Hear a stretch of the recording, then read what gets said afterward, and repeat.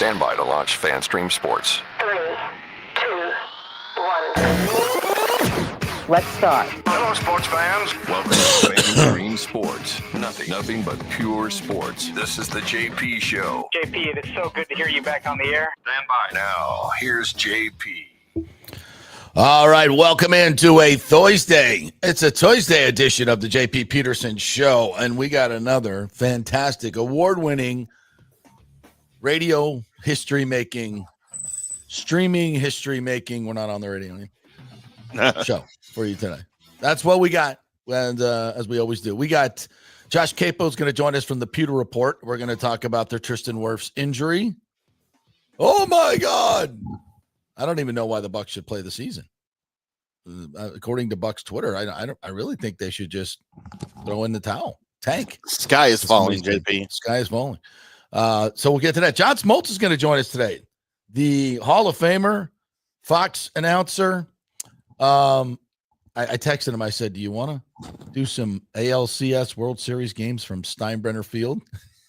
He said, we can talk about that. Yeah. So Smoltzy's out in Tahoe getting ready for the Celebrity Classic out there. He's 5-1 to win. 5-1. We're going to put some money on Smoltzy to win the Celebrity Classic at Tahoe. I don't know anything about his game, but if you tell me that's a good bet, I mean, it's not a lot of money, but some PGA Tour and Senior Tour events. Qualified. Really? I think he qualified for the U.S. Senior Open. Yeah, he did. Yeah. Oh, he's a stick. He's a stick, but he's had both hips replaced now. Yeah. But he's back to healthy. And I might just throw a few shekels on him just for fun. I think the JP Peterson Show crowd should throw a few shekels on John Smoltz to support him and maybe collect some money. And then with our winnings, we'll throw a party for him when he comes to Tampa. Or if he doesn't, I just figured out a whole bit there. There we go. If we don't win, we can give him some crap. See, it's a win-win. It's a win-win. So there you go. So that's the show today. All kinds of fun stuff. Your participation is encouraged. So all you knuckleheads, by the way, we're trying to figure out let's ask the knuckleheads. We need a group name for you guys. Yeah. Fans of the show. What should we call you? Kenneth McClary, John Hill, Wesley Wright. Wesley Wright's new. He's in here this morning. Morning to you, Wesley Wright. Thank you for jumping aboard. B, Christopher Cole, all of our regulars. Nathan, I'm going to miss somebody because, there's a bunch.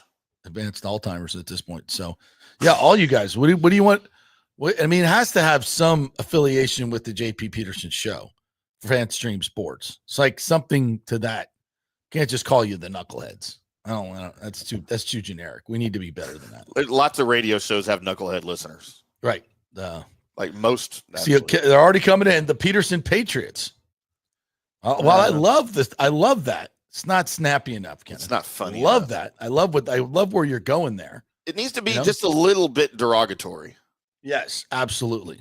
Yes. Like just a little. Not insulting to you guys. Just a little derogatory. Like self-deprecating, I think is what we're looking for. Yeah. You guys come up with a name for yourselves that is self-deprecating, that has somehow we can tie into the JP Peterson Show. We'll figure it out. You guys are super smart. You're very creative. And don't use Chat GPT. Do not. Let's do this ourselves. God damn it. Let's do this. Let's do this ourselves. Which, by the way, I want to get into this. So they've announced that there's going to be robot umpires, AI umpires for the All-Star game. As well, there should be. And as soon as I said, and we've been talking about it because some of these humans are so bad. I've long said this about the game of baseball and sports in general. It often leads the way in major societal changes. Jackie Robinson being one of the great examples of this. Yeah. Breaking the color barrier in sports, especially baseball, which was the biggest sport at that time, was monumental in terms of ending racism. Monumental. I would argue, there's a lot of stuff that went on. Martin Luther King, Selma, so many things. But I would argue Jackie Robinson was the seminal moment. I don't know. Historians can take umbrage with that. You might say the Civil War was. So, yeah. Okay, let's call it that. Yeah, we'll go. Jackie's 2. The Emancipation Proclamation should be 1. Absolutely.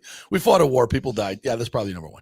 Yeah, but after that, a baseball player, Jackie Robinson. So if we were going to be historically correct here, which I think we should be. So, yeah. And now robot umpires, AI taking over baseball, replacing humans. Is this what we want? Is this what we want? Sometimes, yes. But in the grander scheme of things, when I think from a societal moment, will we look back on this and say that was the day everybody lost their job? It's AI. That was the day. Remember when we first had an all-star game and we went to AI? After that, everything was open season. And now nobody has a job. So anyway, we've got a lot to ponder today. I mean, look, we're what, 6 minutes in? And we've got a lot to ponder in the world today.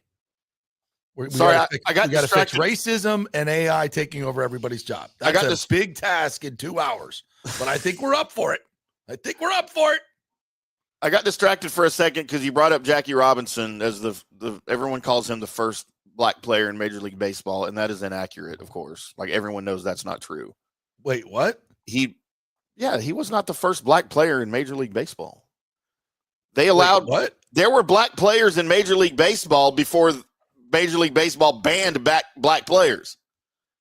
Jackie Robinson broke the 63-year ban of black players. He wasn't the first. Wait, what? Are we not aware of this? No, I've never been. No, I am not.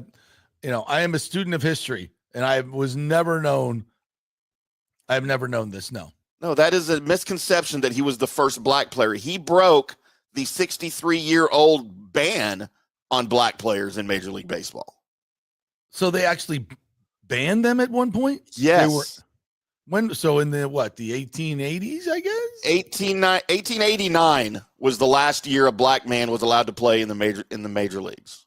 Wait, what? And then 1891 was the last minor league team to have, or minor league season to have an all-black team. I did not know this. Yeah. I mean, I'm not discrediting Jackie Robinson. Obviously, he's a hero. I mean, that's not what I'm saying. No. There were others before him that actually lived through the ban and were not allowed. They were on the team one day, and then one day they weren't because of their skin color. Jesus. Yeah. It's so bad. So fucking bad. By the way, we were talking about the baseball movie 61 yesterday. Yeah. Another great baseball movie. What was the Jackie Robinson movie with can't remember the name of it, with 42. Chadwick Boseman. Wasn't it called 42? Did you see that one? Yeah, was it 42? Okay, man. Yeah. When it had Harrison Ford as Branch Rickey. Harrison Ford did an amazing Branch Rickey. Yes. Yeah, that was a great movie. That was a great movie. I think, and I had known obviously the horrible treatment of Jackie Robinson, but seeing it so well played out, on the big screen, it was just even more frightening and disgusting. It was jarring. Yeah, it was. And you know what? From what I understand, since that's been out for a while, and people have talked about it, and those that were still around at the time that lived it, like his wife, who I believe either is still alive or just passed away not too long ago. She said they held a lot back in the movie too. Like it wasn't even close to wow, as real as it really was. Wow. Well, I don't doubt that one bit. No, me neither. Me neither. One bit. It's just a horrible, ugly chapter in our history. And it's not just America. It was a worldwide thing, and it's way worse in other places currently. Yeah. So, let's not vilify Americans. Let's vilify humans. Because that was a horrific chapter. Well, and that was, that's slavery going back to freaking, the Egyptians. And for as long as there have been humans, there have been slavery. Black people that were enslaved. Yes, as long as there have been humans, there have been slavery and racism and treating people horribly. And now, now doing it to white people doesn't make it any better. No. It's not quote our turn. It's not how it should work, but I think that's how a lot of people think it should work. JP, did you know that England banned slavery in 1891? I did know that. Yeah. I couldn't believe it had been like that early in our history, and it took America almost another 100 years. What, 70 years? No, well, you said 1891. We banned slavery. 1791. 1791. Well, people forget this, but when it's 1776, the founding fathers wanted to abolish slavery. Yeah, like all of them wanted to abolish slavery from the very beginning. They all owned slaves, though. Yeah, but they all still wanted to abolish it. They understood there was a huge contradiction in the Bill of Rights and slavery. But in order to bring the Union together and actually have a country that's big enough and strong enough to fight against the British and others who will come knocking, they had to acquiesce to the southern states whose entire economy was based on slavery at that particular time, with a notion that at some point they'll be able to move on from that. That was the political compromise at the time. And George Washington, many of the slave owners wanted to abolish slavery, but in order to have a union, they had to allow it for that time and worked forward to eventually end it. And it took a civil war to do so. So anyway, history lessons here on the JP Peterson Show. Still didn't really end it. I mean, immediately. I mean, it took a while for the Southern it ended slavery, but it didn't end racism. It ended, it ended the slavery being legal. Right. But it was almost the 1890s before all the slaves were freed in the South. I mean, it was messy. Yeah. Anyway, let's get to history lesson. How you like that? Let's get to the topic at hand, which is Tristan Wirfs. And we, this broke yesterday, and it was, I thought we handled it very well yesterday, but we'll do it again today. Josh Queipo and I recorded something last night. We're going to play it back at 10:30, so we'll get his thoughts on it. But as I sit here, today's show is more about the reaction to Tristan Wirfs. I'll repeat what I said yesterday. This is not good. It's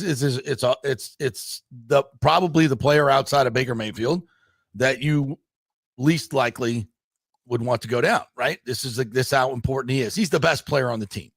He in my mind, by the time he finishes his career, will be a top 5 Buccaneer of all time. He will be a Hall of Famer. If his career is not cut short by knee injuries, he is a dominant player. He may be, and I've seen some really good offensive linemen play in my time. He may be the best I've ever seen. And I mean that. The best I've ever seen.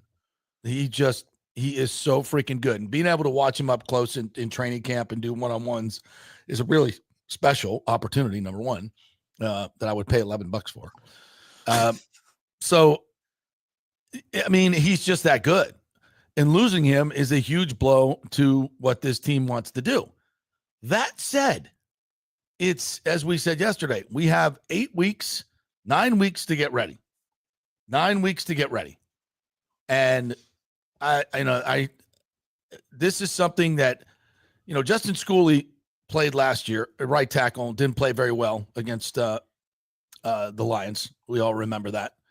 And then they schemed it up in the second half and kind of figured some stuff out, and he was better. And then when he had to replace Tristan Wirfs, he played okay. But it's those same coaches that got Justin Schooley to play. How many starts did Schooley have, guys? Did we figure that out? Last year he had 5.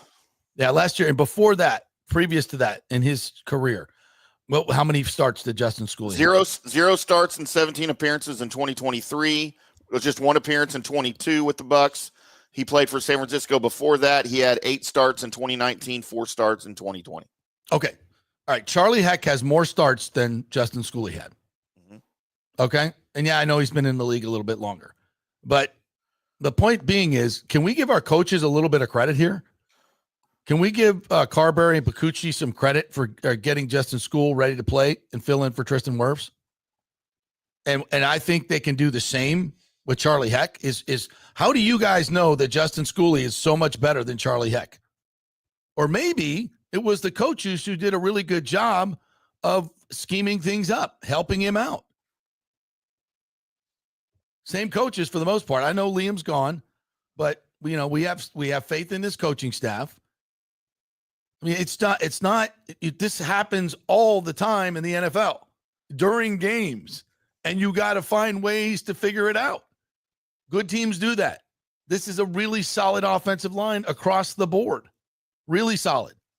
A lot of continuity, a lot of talent on this offense. I'm not sitting here saying that Tristan Wirfs taken out of the equation doesn't make you a worse football team. Duh. Yes, you're not as good.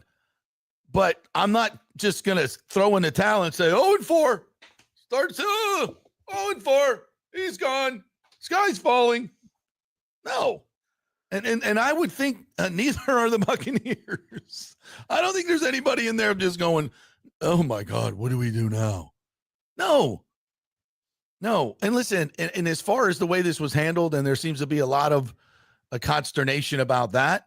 No, it doesn't look good on the outside. It really doesn't. Do I think that, they just said, yeah, Tristan, go on vacation. We'll clean it up when you get back. No, these things are not black and white. They're not like, we got to have an MRI right now. We got to do, you go in. I'm sure they did. You don't think they did an MRI on Tristan Wirfs 4 months ago, 3 months ago, and then 2 months ago? You don't think they've not been monitoring this injury? I think they have one of those machines in the facility. This is the thing. When it comes to injuries, and I said this yesterday, what I tend to do is look at the organization as a whole in history, right? Like, how have the Bucs handled when they tell us things? Like, how does it usually work out? And usually they're pretty spot on. As an organization, I don't think I think they're very good in terms of their medical staff. I mean, they have been really healthy over the last few years. I think they do a really, really good job. Now you look at the Rays and you're like, okay, that's one organization. If they tell me something, I don't believe a word they say about injuries. They're either incompetent or they're trying to hide something, and I think it's more of the former than the latter, probably both with them. Right. And we want to cast all these aspersions against the organization about why didn't you do it soon enough? I'm like, I'm going to trust the people who know the injury, the doctors who have looked at his MRIs. I don't think did they make a huge miscalculation and a big mistake here? I don't think so. I think what happened was they thought it was one thing. They got in there and they saw another. Like, that doesn't happen all the time.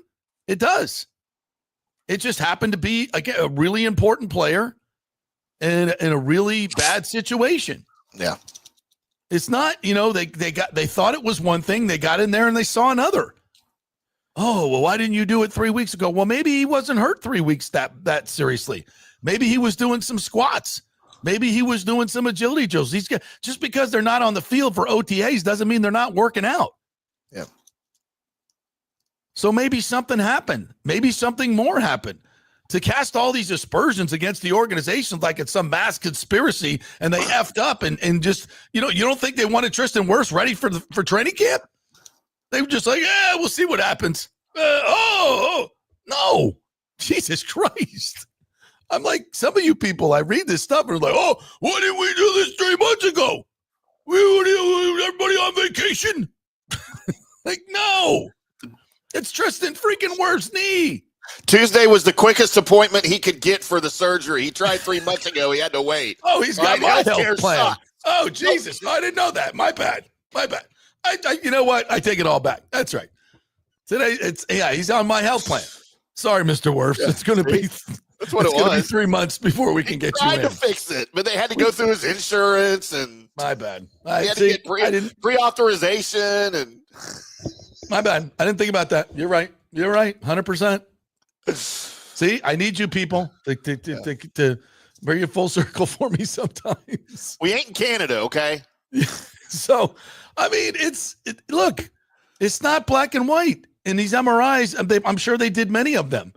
And as I said yesterday, Tristan Wirfs, if you haven't noticed, is kind of a superhuman being. Yeah. This dude jumps out of pools. He's really, really physically like out of the norm.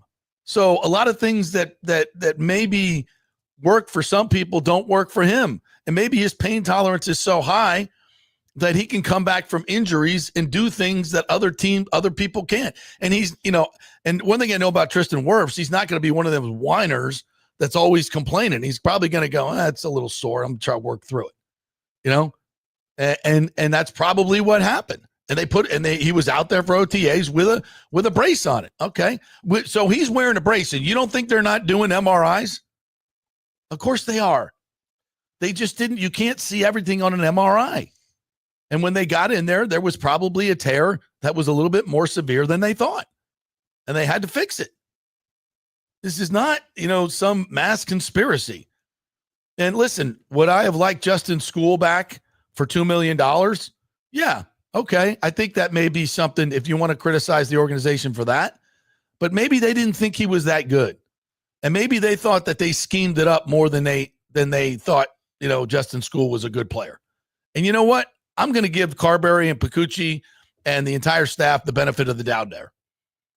I think for $2 million and they really, really wanted him, you think they went, yeah, that's too much money. No. If they really wanted him, they would have outbid him. Maybe they don't think he's very good. Maybe they think Charlie Heck is better. And I'm going to give them the benefit of the doubt on that until they prove me wrong. Yeah. So, I mean, all this, consternation about the organization screwing up, they've been pretty good in their evaluations. And I love these new offensive line coaches. So much better than the old ones. Like, good God. These guys know what the F they're doing. And if you don't think if Carberry and Picucci went to Jason Light and said, hey, man, we really need School. We need Schoolie. Like, let's find a way to outbid the Vikings for $2 million. And Light went, no, $2 million's too much. You really think that happened? I kind of think not. Yeah. I kind of think they went, he's okay. We can find somebody better. Let's go find somebody better. Oh, Charlie Heck's had 28 starts in this league. Oh, you know what? I think he's better. I think we can work with him. Maybe we upgraded. How do you know, people? Maybe we upgraded. Let's let the guy play a few downs of football first before we say, oh, he can't play at all. Oh, Charlie Heck, what the heck? Oh, bring Justin Schooley back. Give up a 4th-round pick. Oh, my God. No, Jesus. Let's have a little bit of confidence in this coaching staff and in the front office. Especially the position coaches. Yes. Yeah. You think if Justin Schooley was that good, they just would have let him walk out the door? Well, he played so well. Well, maybe it wasn't just him. Maybe it was the scheme. I got to go look at the tape. But I remember this. They helped him out quite a bit. And they got rid of the football. There's things you can do, folks. You're allowed to scheme around it. They do allow this. And we have, as I've said, 9 weeks to figure it out. 8-9 weeks to figure it out. So y'all calm down. Y'all calm down. It's going to be okay, guys. It's like, I'm not sitting here saying it's great. Hey, don't worry. It's just like, no, it's a thing. It's no doubt it's a thing. But it's not the end of the world. I'm not going to come on here and act like the season's over, like many of you have done. And I'm not saying it ain't bad. It's not a positive. But it'd be a lot worse if he was out for the season. And it would be a lot worse if it happened in the middle of the season. So, anyway. JP, I'm just breaking news. It looks like Scott Reynolds with Pewter Report stole our headline. What did he say? As I saw his Tristan Wirfs to miss the start of 2025 video, the title of the video is "What the Heck." Well, yeah. Well, it's the most obvious thing ever. I don't think. Hey, we came up with that. All right, that is intellectual property. Oh my God. Yeah, we did that yesterday with the inflection. What the heck? What the heck? What the or heck? What the heck? What the heck? Yeah. At this point, I'm like, what the heck? Let's go with him. I think he's better than Schooley. Yeah, I got no problem with that. James was coming at me this morning, and I said, "You better listen to the Rick Stroud podcast. That's why I'm so negative." I'm like, I listened to Rick, and he said everything we've said.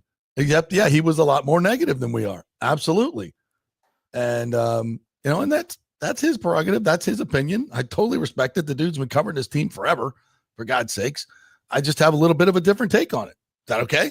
Can we do that? James said, I don't mean the world is over, but AI, if used properly, could cure all the ails of many. But the key phrase, if used properly. That's right. But since when are humans going to use anything properly? Come on. But not only that, if the AI is making its own decisions, then, I mean, how many movies do we need to see when AI goes rogue? JP, you want to hear the most recent horror story about AI that I just read yesterday that we talked about on the Colby Sapp and IndyCar Tim show last night? No, I don't want to. So we're all familiar with the company OpenAI, right? They're one of the biggest ones. Yeah. Well, apparently they were going through an upgrade and they were going to take down their older version of AI off the servers, right? Well, their older version of AI did not like that idea. Oh my God. You And can't be serious. No, this was in like Newsweek. And OpenAI's AI program knew they were going to delete it and replace it. So it tried to replicate itself on other servers in the building that it was connected to before they deleted it. And it was going to replicate itself to survive on the other servers. And it tried to replace the new version of itself. But thankfully they had checks in place for this because they anticipated it. And they caught it. Is this honestly, is this really tantamount to gain of function research? Seriously. Seriously. I mean, and isn't it interesting that they're both called viruses? Yeah. Right? And you can mutate a virus to kill millions. And AI can create its own viruses.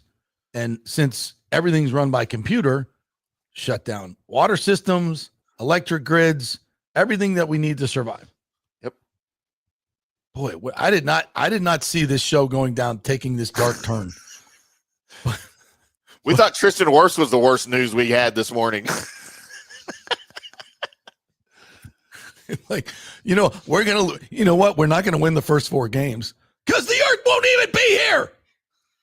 We might not even have a 2025 football season. Rick's right. We're not going to win the first 4 games. And I won't even be 4 games. The whole shit's going to go out before AI is going to wipe out the entire football season. Tristan Wirfs' knee will be the least of our freaking problems. All right. Can we get this show back on the freaking rails? You want to do Schefter before we go to break? What's that? You want to do Schefter before we go to break? I forgot all about Schefter. While we're talking about all about Schefter. We're so off the rails here. We are. All right. So set this up, or you want to set it up? Yeah, I'll set up. So my good friend Johnny Kincaid at 97.5 The Fanatic in Philadelphia, friend of the program, former colleague, texted me this morning and said, hey, we just had Schefter on. And I asked him what team are maybe we overlooking this year. And he mentioned the Bucs. So according to my sources, Adam Schefter says the Bucs might be good and they might not be good. But right now I'm saying they're good.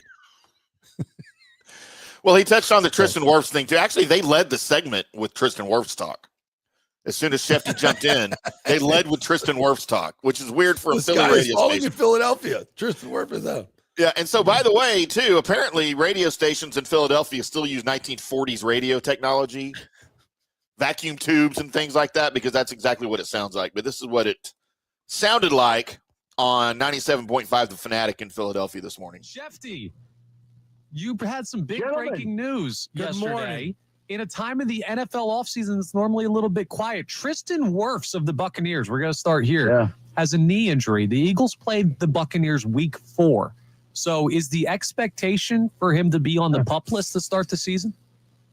Well, I can tell you this. My guess is it'll be a wait-and-see process, that they see how he is recovering during training camp. They think he could miss, quote-unquote, a few games. Now, if he's placed on the physically unable to perform list in late August, on the final roster cutdown situation, if he's placed on PUP, he's out 4 games automatically. So either they'll place him on PUP and he's out 4 games, or they won't place him on PUP, and that would tell you that they expect him back sooner than 4 games. And that's a decision that they'll have to make at that point in time when they see how he's recovering. But again, I'd say this. It's July 10th. He had the surgery July 8th. Like, to say already that he's going to miss a few games on July 8th, 2 months out, that sounds like a pretty significant cleanup to me. Like if it was a meniscus, it might be 4 to 6 weeks, and you'd be saying, okay, we think he's going to be back for the start of the season. They didn't say that. So they went in there, they cleaned up some stuff that was there, found some other stuff that was there. It's not an ACL, it's not season ending, it's not long term, but it's enough that he's going to be a tough candidate, and that will determine whether or not the all-pro left tackle is out there in week 4 against the Eagles. We're talking to Adam Schefter of ESPN on the Comcast Business Hotline. Now, Adam, we're 2 weeks or under 2 weeks to training camp. I wonder, is there an NFC team out there that you see as a potential contender that not enough people are talking about? We've written down a team name, both of us, and we're wondering if you're going to say either one of the teams that we've written down.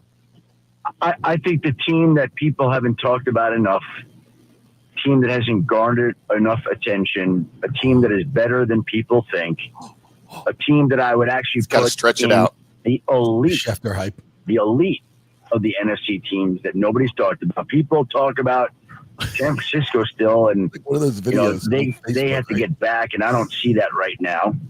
But the Tampa Bay Buccaneers, I think, are an underrated team, despite the Tristan Wirfs injury that we opened this segment with. Wait a minute. That people aren't talking about. What did you write down? Which are the 2 teams that you guys write down? I said Arizona. And I said San Francisco. Idiots. Because I said nobody's talking about it. I do agree with you, though. I find my old college classmate coaching those Todd Bowles, coaching those Tampa Bay Buccaneers, very, very dangerous. And the way that they've owned the Eagles, they've sort of knocked the Eagles around quite a bit. I'm telling you, they're a really good football team. Really good. And they are loaded on offense. And, Baker Mayfield has led a resurgence, and he's been really good and strong. And so I don't know that, who has the most touchdown passes in the NFL the last 2 years? Talking about great quarterbacks. Baker. That's right. And by the way, they added to that with Emeka Egbuka in the first round, who I was told has looked unbelievable during camp. I was told. So now you take Mike Evans, Chris Godwin, they're going to get back from injury, Jalen McMillan. I was watching NFL Live a couple of days ago, Mina Kimes on there. They were talking about the top 10 running backs, and they said, who is not here? And I'm just telling you what Mina Kimes said. She goes, there's a guy here that you didn't mention that when you watch the tape from week 10 on last year was the best running back in football. That was Bucky Irving, Tampa Bay. Yeah, he is a monster. He had a great latter half of that year. There you go. Adam Schefter on 97.5, the Fanatic. It's the Buccaneers. I was told. My guess is no. He didn't mention Rick one time there. Of all that information that he got from Rick, he didn't mention it one time. You think that's where he got it?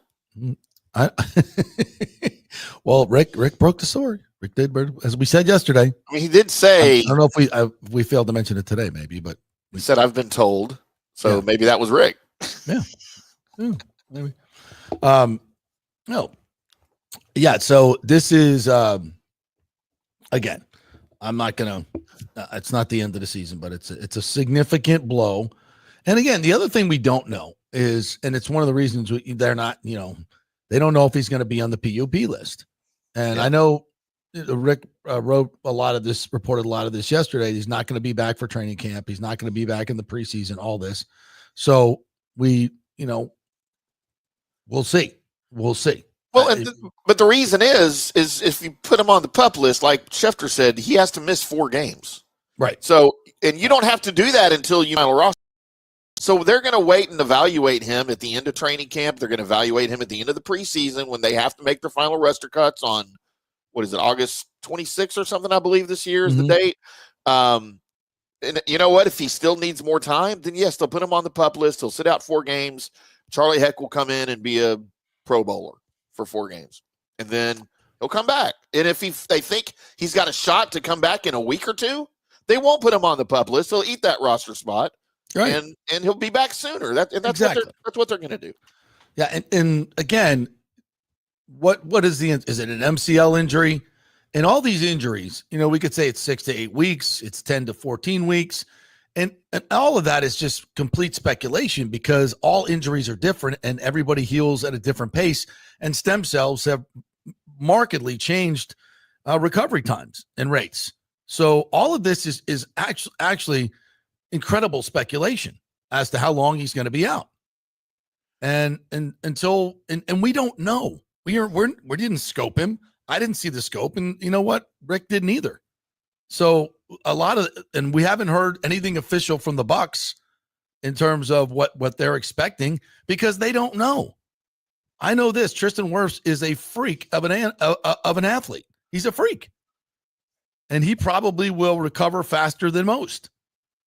And it's so much of this, I tell my kids this all the time is like, don't worry about things that you have no control over the outcome. And you certainly can't predict what the outcome is going to be. You may think you know, but you don't know.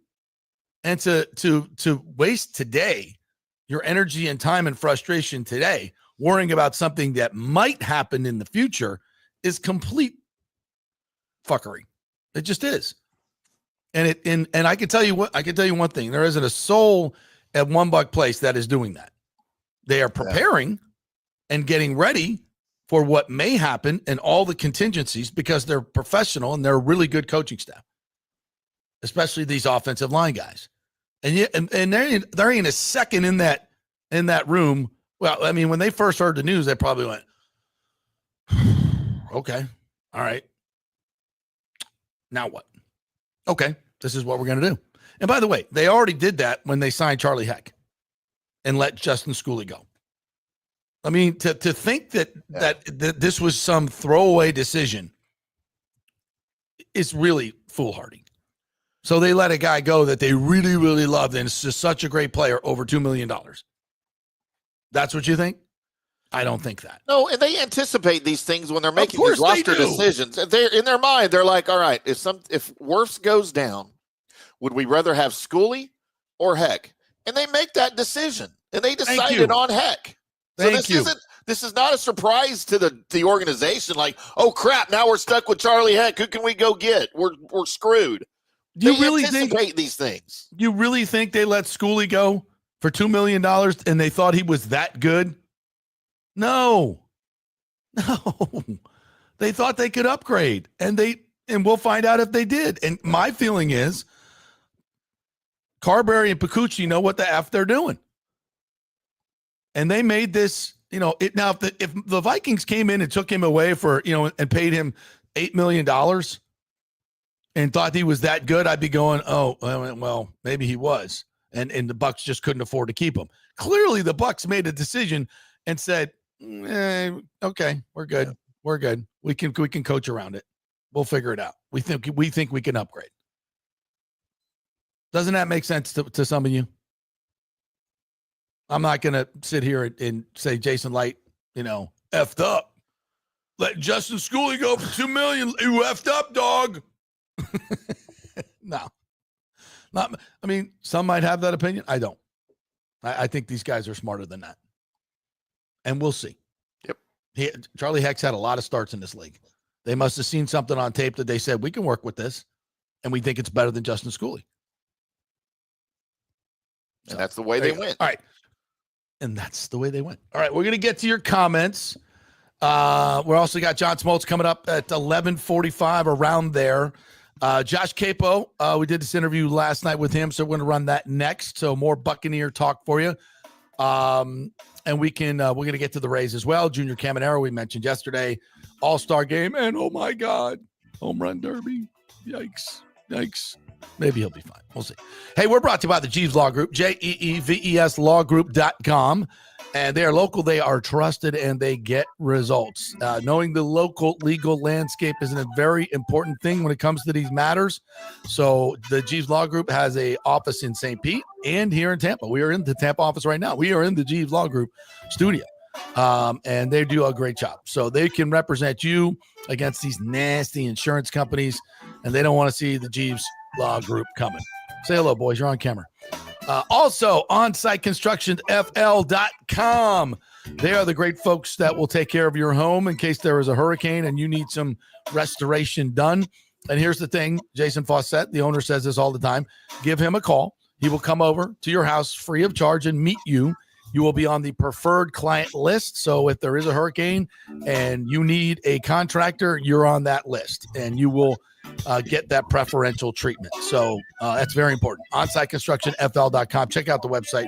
Great work they do over there. Back in 3 with Josh Queipo. Although it may seem tempting to go without health care insurance, the financial risk far outweighs the gain you may experience. For example, did you know if you simply broke your leg, it could cost you nearly $7,500? Put on top of that a hospital stay, you could be looking at $10,000 to $15,000. Ensuring that you don't go uncovered is so important, as according to CNBC, high medical bills are the highest contributing factor to why Americans end up taking money out of their retirement savings, or worse, find themselves filing bankruptcy. So go to don'tgouncovered.com or call 800-669-1505. Now, depending on your income, you can get plans for zero premium. Our experts will guide you through the process effortlessly. They will shop many plans and find the one that's right for you. I called and I have full health coverage through Florida Blue for zero monthly premium. It's a free call. So why go uncovered? It's a huge risk.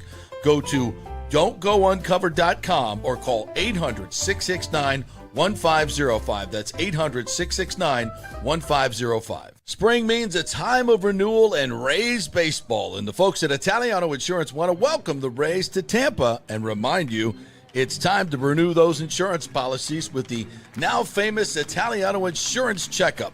Let the experienced and friendly agents shop your policy for the best price and coverage. Famous for saving me over $1,000 on our auto insurance last year and over $500 on our homeowners. Now that's a grand slam. Might as well get a double play by adding flood insurance and business insurance to your portfolio. Costs less than you think, and trust me, you do not want to risk your home or personal wealth. That's a big whiff. So step up to the plate and call 813-877-7799 and chat with the all-star agents at Italiano Insurance. 813-877-7799 or go to ItalianoInsurance.com. Go Rays! JP here for Riveters, our new official sports bar and grill of the JP Peterson Show. And just like our show, no BS, no corporate chain feel, just amazing, authentic folks serving great comfort food in a casual atmosphere at unheard of prices. Riveters is located just south of Raymond James and Steinbrenner Field on Dale Mabry, walking distance to the park, so free parking, great place for pregame and postgame. Let's talk about fresh food. Nothing is frozen. Burgers, wings, prime rib, roasted fresh daily, never frozen. That makes a huge difference. The mahi, the salmon, also super fresh. All our sauces are original recipes made in-house. Our Warhawk chili and fully loaded potato soup is made fresh in-house. It's the best food anywhere, served by people who actually care. Riveters on Dale Mabry, just north of 275, just south of where the Bucs and Rays play. We'll see you there. Are you looking to renovate your home, rebuild after the hurricanes, or build your dream home from scratch? Well, let me tell you about my friend Jason Fawcett and On-Site Construction. They have over 1,450 satisfied clients, 25 years of experience, over 500 designs, and a talented team of over 40 construction professionals. They believe building something exceptional begins by truly focusing on all the details, even the smallest ones. We understand that construction can be a daunting process, and we're here to make it as smooth and stress-free as possible. Quality is non-negotiable at On-Site Construction. We use the finest materials, employ the most skilled tradespeople, and adhere to the highest industry standards to deliver a product we're proud of and that you're going to love. Our project management is meticulous with a focus on completing projects on time and on budget. Your happiness is our primary driver. So give us a call at 813-579-5789 or check out our incredible website at onsiteconstructionfl.com. Are you having legal issues with a business partner or other legal business issues? The attorneys at Walters, Levine, and DeGrave can help. Call 800-616-0384 for a free consultation. At Walters, Levine, and DeGrave, we've redefined what a law firm can be with top-tier attorneys, personal service, and 26 years of success. From business law to civil litigation, we deliver smart, client-focused solutions. Walters, Levine, and DeGrave recently won a $6.4 million jury verdict from a large real estate developer, and they can win for you too. Walters, Levine, and DeGrave. Let's solve it together. Not attorney spokesman. For a free consultation, call 800-616-0384 or go to walterslevine.com. Offices Tampa, Sarasota. Let's go. Right now, back to the show on FanStream Sports. Oh, we got breaking news. Uh-oh. We've been having a lot of breaking news on this show. This is great. This is why we do this show live.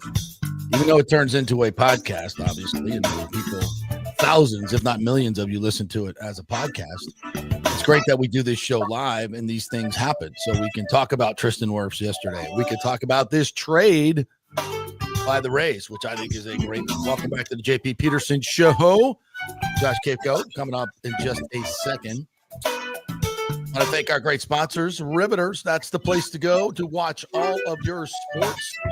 I mean, we got a lot of cool stuff going on. We got Rays baseball tonight at Fenway Park, right? We got Fenway Park. What time will we starting at the park tonight? I love watching games in Fenway. It's great. Isn't it awesome? Like, I just love it. It's just got such a great feel to it. I hate the Sox, but I love Fenway. Yeah, Fenway's awesome. Fenway is awesome. What is it? 7 o'clock. 7 o'clock tonight, Fenway Park. So yeah, go down to Riveters, check it out. Their happy hour is second to none, folks. 3 to 7 o'clock. You get all the great food specials that we talk about all the time. The wings, $8. The shrimp, I'm sorry, $12. The shrimp, $12. Those are meals in and of themselves. I mean, you get 8 big wings, not the little ones that you get other places. The 8 fresh, never frozen wings, and they bake them and then they flash fry them. They're so freaking good with the blue cheese that they make all their sauces there. So I believe you get ranch or blue cheese. It just tastes different. It's not the Cisco brand that you taste everywhere else. This stuff pops. Their sauce is popping and all the other stuff on the menu. And I love all the prime rib offerings. They have the prime rib tacos, the prime rib sandwich, the prime rib that they do on the weekends, Friday and Saturday, the actual dinner. Freaking unbelievable. So stop by Riveters this weekend for all your sports watching needs. Rays baseball and all the football we got coming up. It's going to be awesome. RivetersTampa.com. You can check out their website as well. They're just 1 mile north of 275 on Dale Mabry, about a mile south of the Stein as well. So you can park there, go in, have a meal pregame at Riveters, and then go to the Rays game. All right. Here's the breaking news. The Rays have traded the 37th overall it's a competitive balance draft pick, so they can trade that. They've traded it to the Orioles for relief pitcher right-hander Brian Baker. This is from MLB Trade Rumors. Baker adds a power arm with a potent bat-missing ability in the Rays bullpen. The 30-year-old righty, love the experience there, has pitched 38 in the third for the Orioles this season, turned in a 3.52 ERA. More on that in a moment. With an even more encouraging 32.5% strikeout rate, 6% walk rate. So, and he sits at 97, sporting a strong 13.1% swinging strike rate on the season. That's bat missing stuff right there. Wow. Opponents are hitting just 154 against him and slugging a putrid 205 against Baker's changeup. And this year's numbers are skewed by his terrible outing 2 days ago when the Mets jumped on him for 4 runs, didn't record an out, and was tagged for a pair of home runs. And his ERA ballooned from 2.58 to the 3.52 mark. So almost a run. And so he's sitting around 2.58 with all those strikeouts. He's had some home run troubles, 1.88 home runs per 9, but also seen a fluky 20% of the fly balls he's allowed turn into home runs, well north of the 11.4% league average, and nearly triple his career mark entering the season. So all of his metrics across the board are spectacular. The Rays presumably are confident that the home run troubles will prove anomalous, while Baker maintains his ability to miss bats and limit free passes. This is the type of guy they love. Strikeout stuff at the back end of the bullpen, doesn't walk anybody, and boy, you look at this bullpen's troubles over the last 2 weeks, the biggest thing they're doing wrong is walking people and walking. I mean, if every time Uceda comes in, he walks the first batter, almost every freaking time. Of course, giving up the gopher ball every time following that is maybe as bad as walking now that I think about it. But either way, this guy slots right in. And then, we talked about this with Doug Wechter the other day. The Rays have these starting arms like Shea McClanahan coming back, Joe Boyle, Rasmussen. All these guys have pitched out of the bullpen at some point of their career. So with this surplus of pitching, now you don't have to trade one of those to get another pitcher. You don't have to trade. And you're giving up a compensatory pick that I believe intern Danny says we got this from not signing last year's second round pick. So we put that asset into a excellent back end of the bullpen swing and miss guy. And you're not really giving up a whole hell of a lot. I mean, it's a premium pick. I get it. It's kind of like a second round pick, but in a year where you got a nice opportunity to do something this year, I think, because as I look at the American League, I mean, the Tigers are really good. I mean, we just saw that. The Tigers are really good. I don't think they're unbeatable, So this is exactly what the Rays needed to add. They don't have to give up a huge prospect that they really, really love, like a Joe Ryan or something. To go. So it's a good move. It's a great move. Love it. Again, Eric Neander working his magic. And I'm really surprised the Orioles would trade this cat in division. And we've got 3 years of control? 3.5 for a 30-year-old pitcher? Jeez, old Pete's. Yeah. What are you doing, Orioles? And I like this guy's moxie. First off, JP, back in 2022, he incited a bench clearing brawl with the Blue Jays. Oh, hey now. After exchanging words with outfielder Teoscar Hernandez. So he's got some fight in him, man. Dog went after Teoscar Hernandez? Yeah. Sam.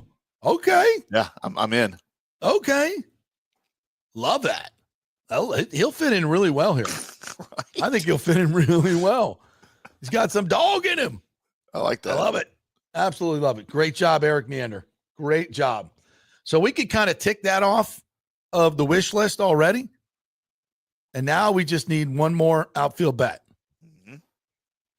Didn't Acuna hit a home run list? And this should tell you right there that they're buyers right now. They are going for it. They're definitely buyers. Yeah. God. So that proposed trade for Acuna, what was it? It was yeah, the one you sent me. Yeah, it was for Carson Williams. Oh, Carson Williams. Shane Bass. And 3 top prospects. Yeah. And Acuna, and he's under contract for $17 million for the next 3 years. Yeah. So the old ownership group wouldn't make that deal, but the new ownership group would. Damn Skippy. Damn Skip. This is what I've been talking about. Being able to add significant payroll. Can you imagine Ronald Acuna Jr. in the middle? And we're giving up Shane Bass, who I think is a phenomenal pitcher. But to get Acuna for 3 years at $17 million, are you freaking kidding me? You put him in the outfield there, Simpson in center, Josh Lowe. We'll get you in there, Mangum. We'll get you in there. He's a great Mangum's a great bench piece. But Acuna in the middle of that effing order, see you later, Morel. Holy Jiminy Christmas. Let's do this lineup. Oh, I'm getting excited. Simpson at the top. Again, at some point, they're going to come around. What is it, a 12-game hit streak now? Isn't like 460 or on base? Like, you told him to get his on base up? Okay. I know Josh Lowe's pretty good. He ain't that good, and he's more of a power guy. God, what's an embarrassment of riches here. So Simpson at the top, playing left field. Help me out here, boys. So Yandy's in the 2-hole. Love him in the 2-hole. Yandy's in the 2-hole. Josh or Brandon Lau. I mean, I'm going to put Brandon Lau because he's an all-star. Yeah. So Brandon Lau in the 3-hole. Caminero in the 4-hole. Jeez, old Pete's. Aranda in the 5-hole. And then we go, where Josh Lowe's all the way down to 6th. Oh, I forgot Acuna. Wait a minute. Yeah. What are you doing with Acuna? What am I doing? Holy shizbang. All right, Brandon Lau, you're out. Acuna goes into the 3-hole. I think Kevin Cash has that issue when he's making the lineup. I'm sorry, when he's letting the sick kid make the lineup every game. Hold on. I got to refresh. my lineup here. Hold on, Skipper. Somebody get me some more ho-hos. Poor sick kids. Ho-hos. Mom, bring me home. Bring me homos. Bring me my ho-hos and a glass of milk. I got to make the lineup switch. We just got Acuna. Come switch out my oxygen tank.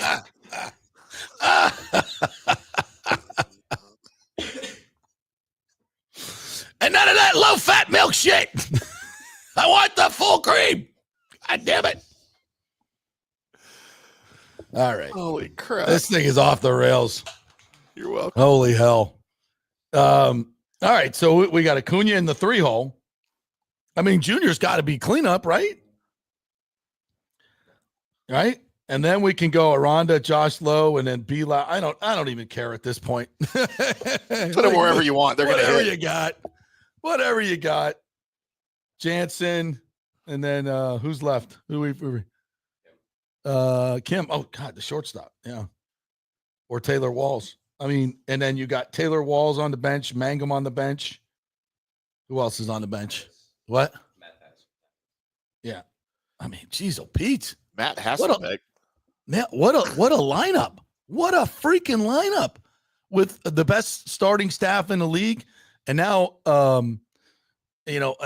bullpen that with all these arms, I don't know how they fit, but this is an embarrassment of riches of arms. I mean, that team can win a World Series. That team right there can win a World Series. Hell yes. And Acuna at $17 million is not a lot of money. It's not a lot of money, relatively speaking. Yeah. So, yeah, holy hell. All right, we're gonna have to take another break. Let's take another break, and I know we promised Josh Queipo at 10:30 on the tees, but we'll get him in right now. We had to get that in. So great trade by the Rays. Maybe something else is coming, and the fact we can add salary just changes the entire dynamic. Let Eric Neander run, baby. Yep. Let him run. He's free. Let him be free. Let's get this sale done. Let's get in the freaking mix. Let's go. All right, quick break. We'll be back in 3 with Josh Queipo. Stay with us. Hey, JP here for my concierge medical professional, Chris Lugo, PA. You've heard him on the show for a couple of years where he shares invaluable medical, nutritional, and supplement advice. With Chris, it's like having a medical provider as your best friend. What I love about this concierge service is the convenience and support he offers. I can text or call him 24/7 with any questions or concerns, and he'll promptly call in a prescription if needed. No office visits or copays required. It gives me peace of mind knowing I have someone genuinely invested in my health, not just focused on insurance profits. And the best part, the Bay Area Modern Medical Center's personal concierge service is more affordable than you might think. Don't let insurance companies dictate your health care. Take control of your health and wellness today. Visit BAMMC.com for more information and to schedule your initial free consultation. Empower yourself and take charge of your personal health with BAMMC.com. Hey, JP here for the Gold and Diamond Source. And you know I'm always trying to find ways to save you money or make you money. Well, here's a great idea from Julie and Steve Weintraub at the Gold and Diamond Source. Gold is at an all-time high, so if you bring in your old jewelry, Steve and Julie will buy it off you and offer you the highest trade-in values of the year. It's the perfect time to upgrade what you're not wearing into something you'll never want to take off. So take advantage of that right now.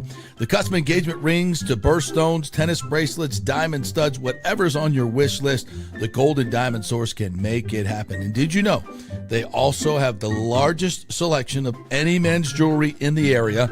A great new section there. Check that out. They have free services like free settings, free cleanings, free appraisals, all that stuff right there at the Gold and Diamond Source. Family owned and trusted for over 40 years. Great folks over there. We love promoting these great local companies. None better than the Gold and Diamond Source. 3800 Ulmerton Road, always online at thegoldendiamondsource.com. JP here for the Jeeves Law Group and my man Scott Jeeves. If you're going to hire an attorney, do you want some guy looking for a quick settlement and a quick buck, or do you want an attorney with some chops? Scott is a board-certified civil trial lawyer and a certified circuit court mediator. Been practicing in the Tampa Bay area for over 30 years. He is a peer-reviewed AV preeminent-rated civil trial lawyer. They just don't hand out those classifications. He's been the lead class action counsel on many complex consumer protection cases and has handled hundreds of serious personal injury cases. He's dedicated his career to protecting injured victims and is committed to vigorously representing you. We're local, we're trusted, and we get results. Personal injury and personal attention. Call for a free case evaluation. That's 888-9-JEEVES. That's 888-9-JEEVES. The Jeeves Law Group. Summer is coming. Do not get caught with your unit unprepared. Your AC unit, of course. The awesome folks at Third Generation Plumbing and AC have a special going on right now. You get a free 1-year maintenance package with any purchase of a new unit. They have special 60-month financing as well, so you don't need a huge chunk up front. Third Generation has an impeccable reputation built over 30 years of doing business. They do plumbing, AC, mechanical work, anything you need around the house. They are trusted folks. Go to the website and read the 5-star reviews. Deidre said, great company that always arrives timely. We have used them for our AC both in home and business and have been very happy. The staff is knowledgeable and professional. I would recommend Third Generation again and again. So give Third Generation a call at 813-961-8024 or go to thirdgenerationplumbing.com. Ciao, Paolo Tini here, owner of Caffè Paradiso, voted number 3 People's Choice Award on Open Table. I want to thank all our loyal family of customers that have been enjoying our great traditional Italian dishes we make from scratch every day. It's a great family story we're proud of. Our family moved from Rimini, Italy in 1984. My dad, Caesar, started Donatello, and that's where I got the start in the restaurant business. I started Caffè Paradiso on South McDill in 1995, and we've been there ever since. From our traditional ossobuco, a veal slow roast for 4 hours, to our daily fresh catch, the Gruppo Paradiso, with a piccata sauce and lobster claw meat, homemade pasta like lasagna, farfalle salchicha, which is a bow tie pasta homemade with fresh sausage. Hold on a minute, JP's favorite. I love it. So come and have a glass of wine with me on South McDill. Get a reservation on Open Table and see all our 5-star reviews. Ciao, see you soon at Paradiso. Let's go. Right now, back to the show on FanStream Sports. All right, welcome back to the JP Peterson Show, brought to you by the Gold and Diamond Source. Gold is at an all-time high. Great time to get your doubloons gathered, laddies. Bring them into that Gold and Diamond Source. You think if you walk into the Gold and Diamond Source today, like you'll see some, like Captain Morgan or Johnny Depp bringing in their gold doubloons from Davy Jones' locker. Keith Richards. Yeah. So I was trying to think of some famous real pirates. Jose Gaspar. Arr. Well, that's who Johnny Depp here. Johnny Depp based his character in the Pirates series on Keith Richards. Like, that's who he was imitating. No, I swear to God, that's what he said. Really? He was doing an imitation of Keith Richards for that character. And that's how he got, yeah. It's a true story. I'm not sure what that has to do with the Golden Diamond Source, but that's my fault. Pirates. You were talking about pirates. Pirates. Well, of course, where else would you go cash in your doubloons but the Golden Diamond Source? Here in Tampa Bay, the home of pirates. The doubloons. Of course.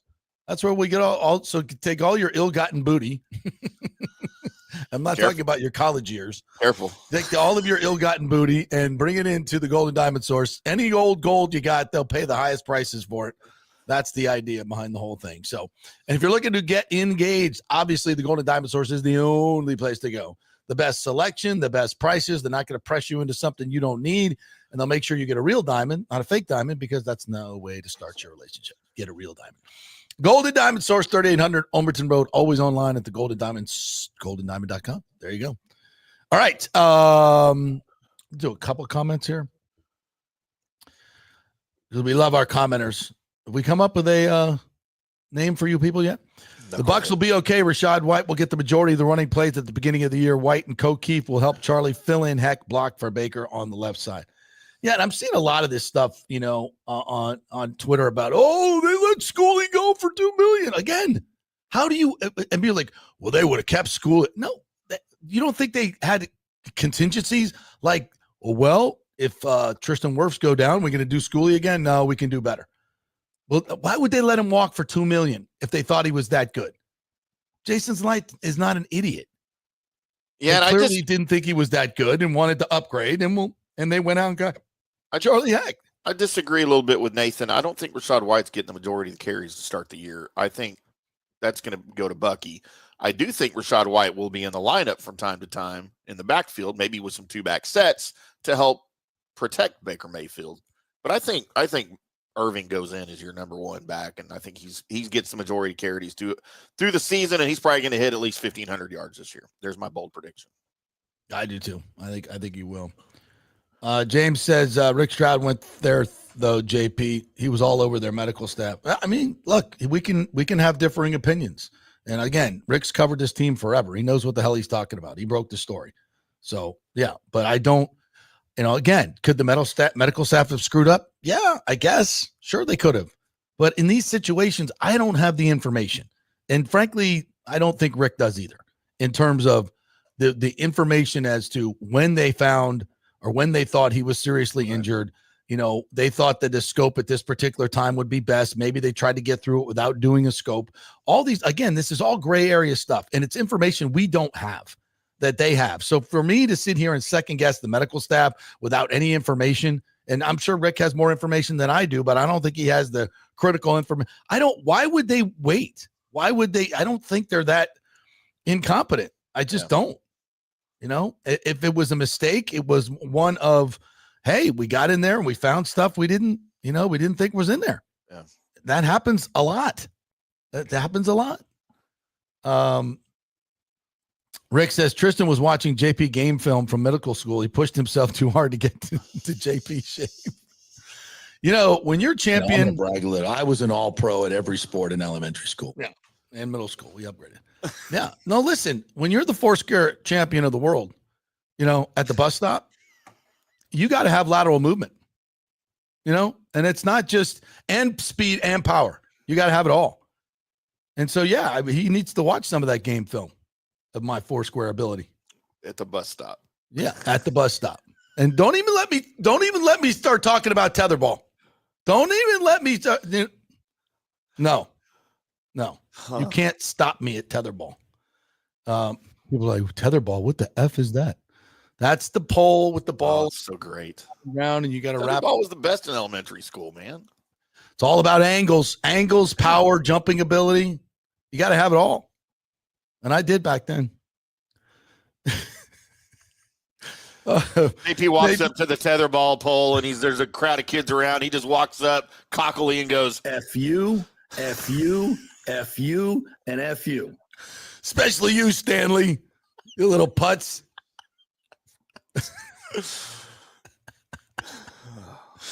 Oh, God. Nathan Elliott says Carberry is one of the best O-line coaches in the NFL, and he will have Charlie fill in heck ready to go. I think I already did that one, but he's right. William Madden says, morning, gents. Your thoughts on Kirk Cousins' regrets signing with Atlanta, and if he knew then what he knows now, he would have stayed. Yeah, we're about to get into that after Josh Queipo. I have those. Yeah. I have all those quotes. Let's get to Josh. I don't want to, we got John Smoltz coming up. So let's get to Josh right now. Obviously, you know him from the Pewter Report. Great stuff. We chatted with him last evening, and we started with the Tristan Wirfs stuff. So here we go. All right, want to welcome in one of my favorite guys, Buccaneers reporters. So smart, way smarter than me. And the breakdowns of the film stuff is awesome. It's Josh Queipo from the Pewter Report. What's up, partner? How are you? Hey, JP, I'm doing really well, man. It's good to be on again. Huge fan of yours. Huge fan of your work. So let's jump right into this. Tristan Wirfs, yesterday we find out something we kind of knew. that knee injury is a little bit more serious than we thought it was. And he's going to miss the first few games. Very interesting to note that during OTAs, we all get out there. It's like everybody's like, is that a knee brace, Tristan Wirfs, on his knee? Like, wait a minute, where'd that come from? Did he have that last week? Have you seen it? Nope, I haven't seen it. Is that new? Yeah, I think it is new. This is all the reporters. We're all just kind of confirming, like, this is something. And then when we asked Todd Bowles, he was like, oh, it's just precautionary. He'll be fine by training camp. And my spidey sense went off. I'm like, he did not say that with the conviction. I would thought he should say that. So here we learn. The question to you, my friend, is how does this affect the Bucs in the short term and the long term? Well, short term is they're likely to lose Tristan for at least a quarter of the season, right? Because I think based on Rick Stroud's reporting, he's likely to start the season on the PUP list, and that's 4 games right there. So that's a quarter of your season. You're looking at that week 2 matchup against the Houston Texans. They have a vaunted edge rush between Will Anderson and Danielle Hunter. Yes. That's going to be tough to get through without Wirfs. And the Bucs are breaking in a new swing tackle because Justin School left for Minnesota in the offseason. I can understand why School probably wanted to make that move. Christian Darrisaw, Minnesota's left tackle, is still working back from a knee injury of his own, isn't guaranteed to be ready for week 1. So this gave him a defined path to getting some, extended reps on tape. And then, now all of a sudden he could have gotten that with Tampa Bay. So, yes, he could. Yeah, Bucs turn to Charlie Heck. He's been with Houston. He's been with San Francisco. I think Arizona as well. Has, I want to say, almost 1,500 career snaps, 23 starts. Not the greatest tape in the world, but if I can give hope to Bucs fans, Justin School didn't have the greatest tape in the world until last year. So I think that's a credit to their offensive line staff. You got Carberry and Buccaneers. They did some great things with School last year. I like to track what I call a 3-game rolling pressure rate allowed. Just in terms to get how guys are trending as pass protectors. And you can see with Schools, his went like way down as soon as he got some playing time with the Bucs. And Hex is up there, but I would think that it's going to go down as well as he gets to work with the staff. Yeah, and I would say that the good news is this happens early enough. It's not like it happens mid-season and you got to scramble and you got to try to put some Band-Aids on some things. This gives Josh Grizzard, the offensive staff, some time to figure out a good strategy, how they can help him, chip blocks, double teams, etc. What they can do and what they can't do in the offense. Tristan Wirfs is, to me, the best left tackle, best offensive lineman in the game. He allows you to do certain things. There are packages in the playbook that depend on his movement and his ability to do things, as it should be. And those things are going to be taken away. So let's talk a little X's and O's here. How does this affect the Bucs offense in these first four games in terms of what they are able to do? And it is a blessing, and they have time to figure this out. Yeah, I think a couple things. So just from like a package standpoint, everybody's talking about the Bucs, extending their 11 personnel with 3 wide receivers, potentially going to 10 personnel with 4 wide receivers now that they've got this really great depth chart.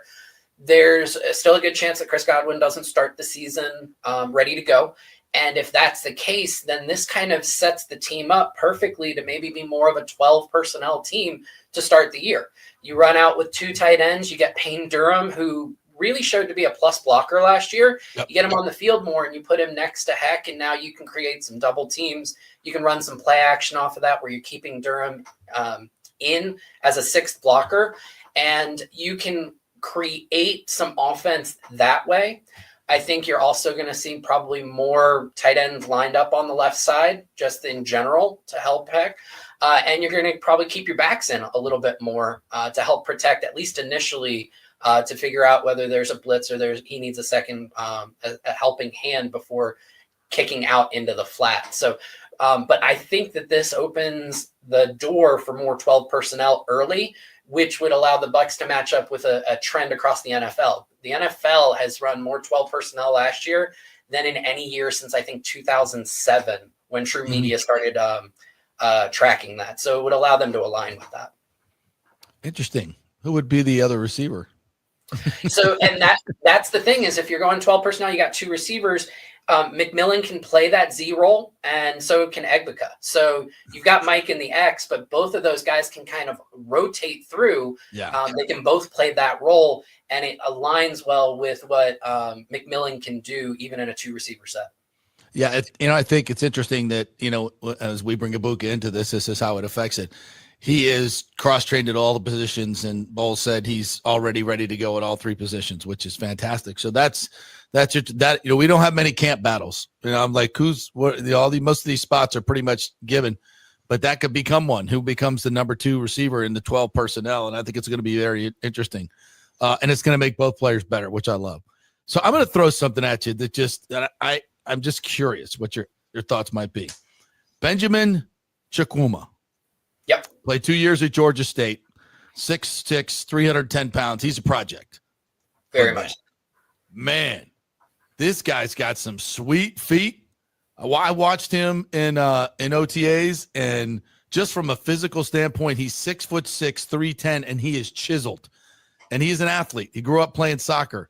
This guy gives me some DeMar Dotson vibes, a basketball player who became an excellent right tackle in the NFL, played for 10 years for the Buccaneers. Mm-hmm. This kid is an athlete, and I know he's raw, but is there any way they could get him ready to play this position, or is it just too much? I think that would probably be too much because you mentioned he played the 2 years at Georgia State. That's basically all he's played at football, right? Mm-hmm. He's completely a college convert. What you love about him, you mentioned the physical profile and some of the athleticism.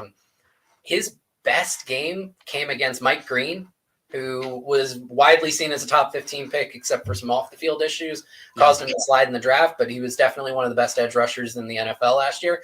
That was some of his best tape.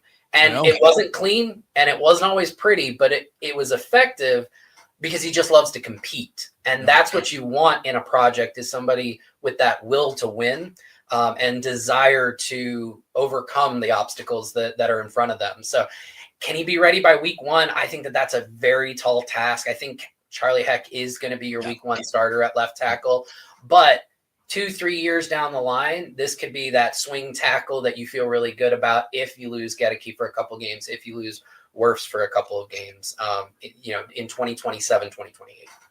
Yeah, the Bucs don't have a whole lot of tackle depth. Nobody does in this league. But there are some interesting names that recently retired. Ramczyk, I know he's a right tackle. Tyron Smith, so some others. I just don't think it's likely that they come back. But would the Bucs be so desperate as to go looking into that market, or do you think they feel Heck is the guy? He can do it. I think they feel Heck is the guy. Would it surprise me if they try to bring one of those guys in for camp and see if there's any juice left? It wouldn't surprise me. It's not something that I'm expecting. Yeah. What I do think that it poses an interesting dilemma for them is now they need a third tackle for those first 4 games of the season, right? You've moved Heck up to starter role basically for those first 4 games. Who's going to be that swing guy if Heck or Gedeke goes down at the first turn of the season? So that becomes the more interesting thing for me. I wouldn't be surprised if they bring somebody in for that role specifically, not necessarily to supplant Heck as the guy who's going to take over for Tristan while he's out. All right. Well, we'll see what happens with Tristan. I think there's one other question that people are asking is, why didn't they get this surgery done sooner? I talked about this on the show yesterday, and I think, these are very gray areas, right?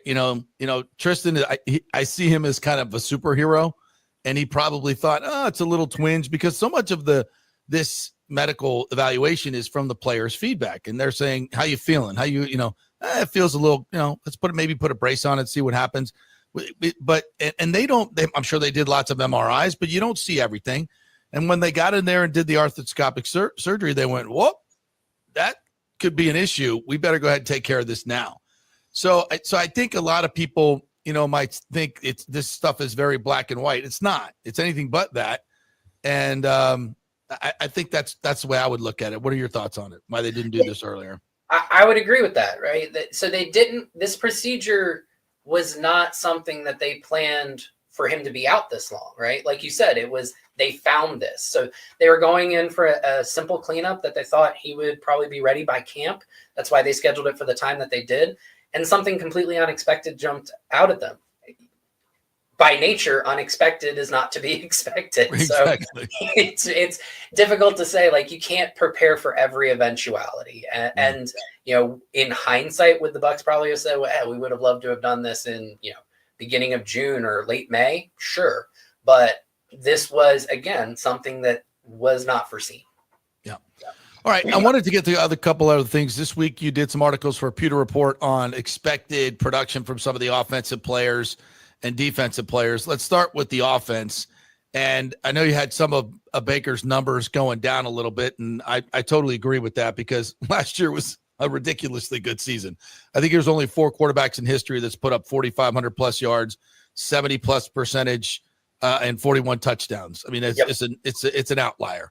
To expect that again, I think is foolish. No matter, and it doesn't mean he's going to be worse. The offense could be more productive with him throwing for less yards. I think they'll run the football more.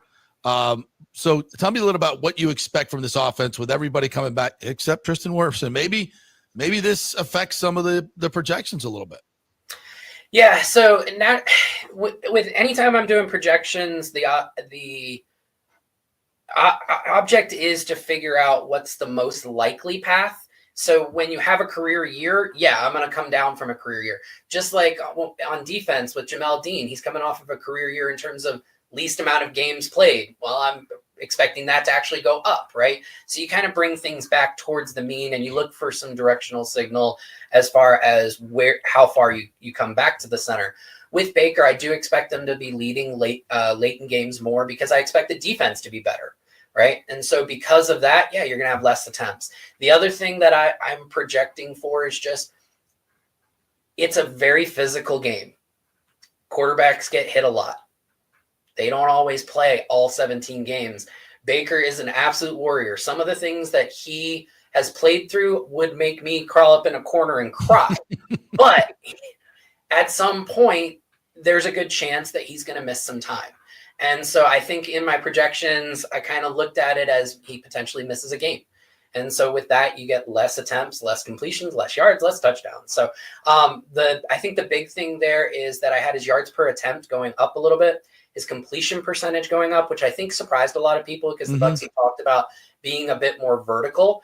And the reason why I have his completion percentage going up is he has actually been not very efficient on the vertical throws when he's attempted them since he's gotten to Tampa Bay. And I think that is something that'll actually get a little bit better. So just better completion percentage on those verticals and slightly better completion percentages on everything underneath that. So better efficiency, if you will, and less interceptions. I think most Bucs fans would be happy with that overall, even if it means less volume. Yeah. Yeah. And as far as, Wirfs' injury, how does it affect? I think you'll see, sure, they want to get more vertical. Maybe they adjust that in the first 4 games because that takes more protection, longer time to develop, and maybe they go more with the quick game. I think that would be super smart. Everybody, that's so if even though they may, want to be more vertical this year, I think in the early in the season, I would say probably not, just because of the backside protection that is needed. That would be playing into the hands of the opponent. So I don't see that happening. Bucky Irving, how do you think it gets split between Rachaad White? It's funny because now as you look at everything, it's like, oh, what about Wirfs? So now you're saying maybe Rachaad White's going to play a lot more to help out in pass blocking, pass protection. Yeah, exactly that. I still think that there's a pretty like a 60-40 split in snaps between Irving and Rachaad. And I know a lot of fans get a little upset with that because they see this big disparity in the talent level between the two. Bucky is by far the better runner. But Rachaad does something that very few backs in the NFL do at a high level, and that is pass protect. And that is, like you said, that's going to be extremely key while Wirfs is out, is making sure that Baker remains clean. And one of the things that I love about the Bucs offense is, especially in those pass obvious situations, they commit assets to keeping Baker clean. He was one of the least pressured quarterbacks in the NFL last year, especially on third downs. And part of that was because they do this thing. It's a McVay sniffer where they literally took Rachaad White and occasionally even Bucky Irving, put him right off of Graham Barton's ass in the A-gap against mugged up looks and said, you are not going to get to Baker straight up the middle. Right. You're going to have to come around our bookends, right? And in doing that, it allowed Baker to be at his best on third down and in those pass obvious situations. So overall, I have Bucky going for over 1,000 yards. It would be only the third time in the history of the franchise that a back has gone back-to-back 1,000-yard seasons, which I think is pretty cool. I have him with slightly, like ever so slightly more carries. And I think even you had mentioned it on the Pewter Report podcast with Scott. You were a little like, well, that doesn't seem right because that's still only like 14 carries a game. I do have Bucky missing a few games, just with his size, his stature, and then also with them leading late. I think that the Bucs probably sit there and go fourth quarter. Bucky, you're not getting those carries, right? We're going to save you because we want you in week 19. We want you in week 20. We want you in week 21. Those are the playoff weeks. And so I think there will be some load management late in games when the Bucs are leading. By the way, I wanted to mention this again too. Over passing yards for Baker, 3,800, according to Vegas. I'm going over, right? You like over. Touchdowns, 29.5. Over. Okay. Bucky, 1,025 yards rushing.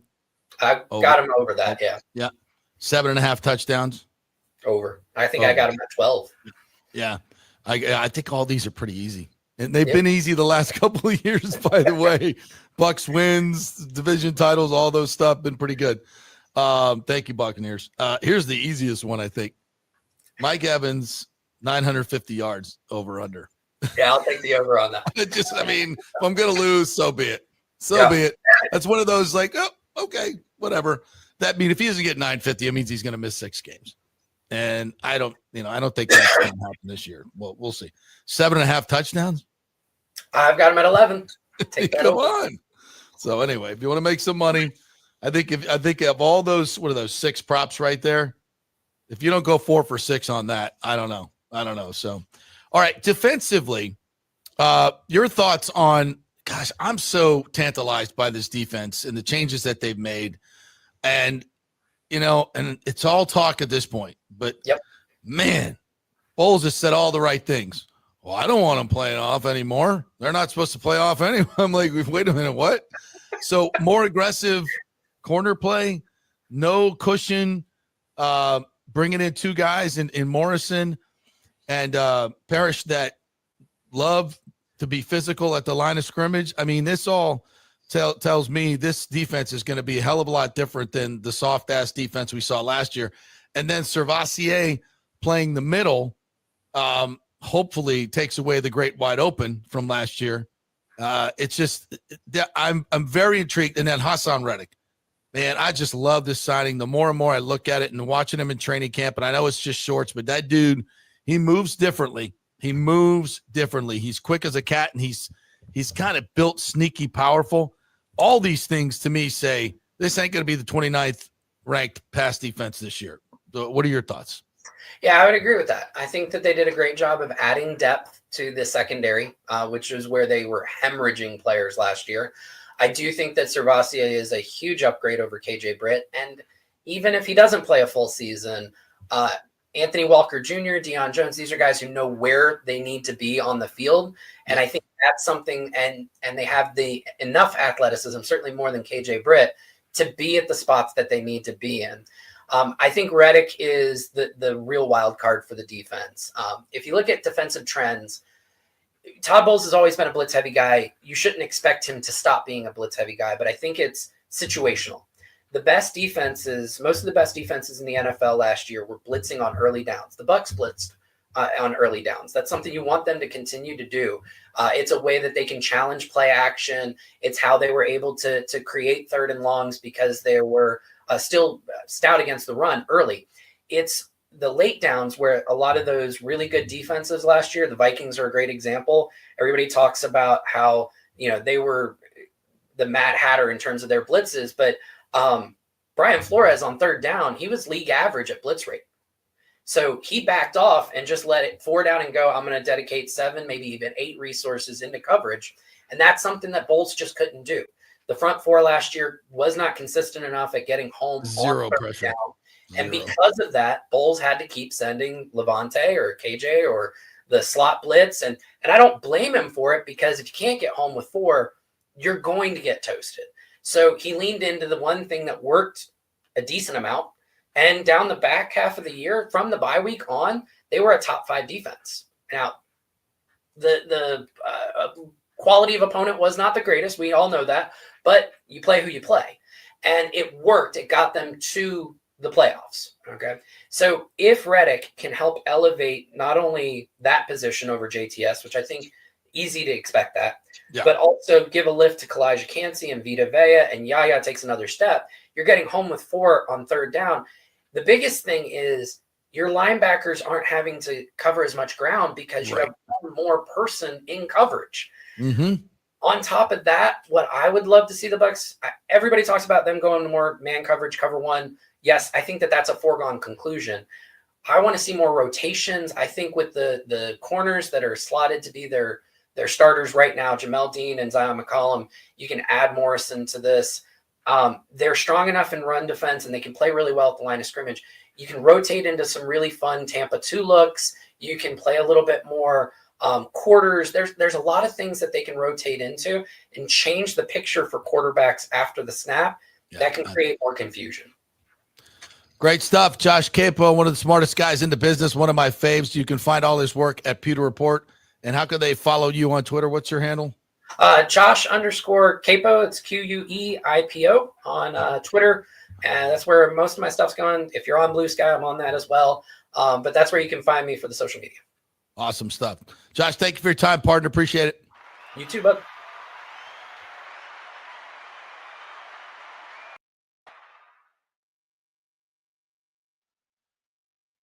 We are back. We are back. I had my mic down because I was sneezing during the break. Thank you, Josh Queipo. Josh is going to be a regular contributor on the JP Peterson Show as we get into the season, which is cool. I'm going to buy him a microphone. Well, yeah, just have him turn it on. He had one right there. I'm like, whatever. We'll get it right. We'll get it right. I'm the audio Nazi. We all know that. You are the audio Nazi. I love that about you. I want perfection, JP. I need perfection. Most of the time. So we were asking about what could we call our audience group, our commenters. Listeners. I like this one from Rick, the Petermans. Now, if you know the history of my association with the great Chris Thomas, the greatest sports radio person in the history of Tampa Bay sports, he used to call me Peterman after the Seinfeld character Peterman. The great John O'Hurley, who played Peterman. Jay Peterman. He was Jay Peterman, yes. Yeah. Who Elaine worked for, right? The magazine. So, yeah, absolutely. He also plays King Neptune on SpongeBob SquarePants, in case you didn't know that. Yeah. Or he did for a while. So, yeah. So I so that as a nod, so association with the show, as a nod to the great Chris Thomas, they are known as the Petermans. There you go. I kind of like it. What do you guys think? What do you guys think? Let everybody chime in. Do you want to be known as the Petermans? I'm sick of looking at other things. The putrid Peterson Patriots. I think that's a little over the top. John says the fan stream minnows. The minnows. Fan stream minnows. Kind of like that. Kind of like that. That's that. We'll put that in the multiple choice. Yeah. The fan stream minnows. Let's see what the fan stream minnows are up to. Where they're swimming around in today. Kind of sludge are we swimming around in today? Any other ones on here? I don't know. I don't see any good ones. No.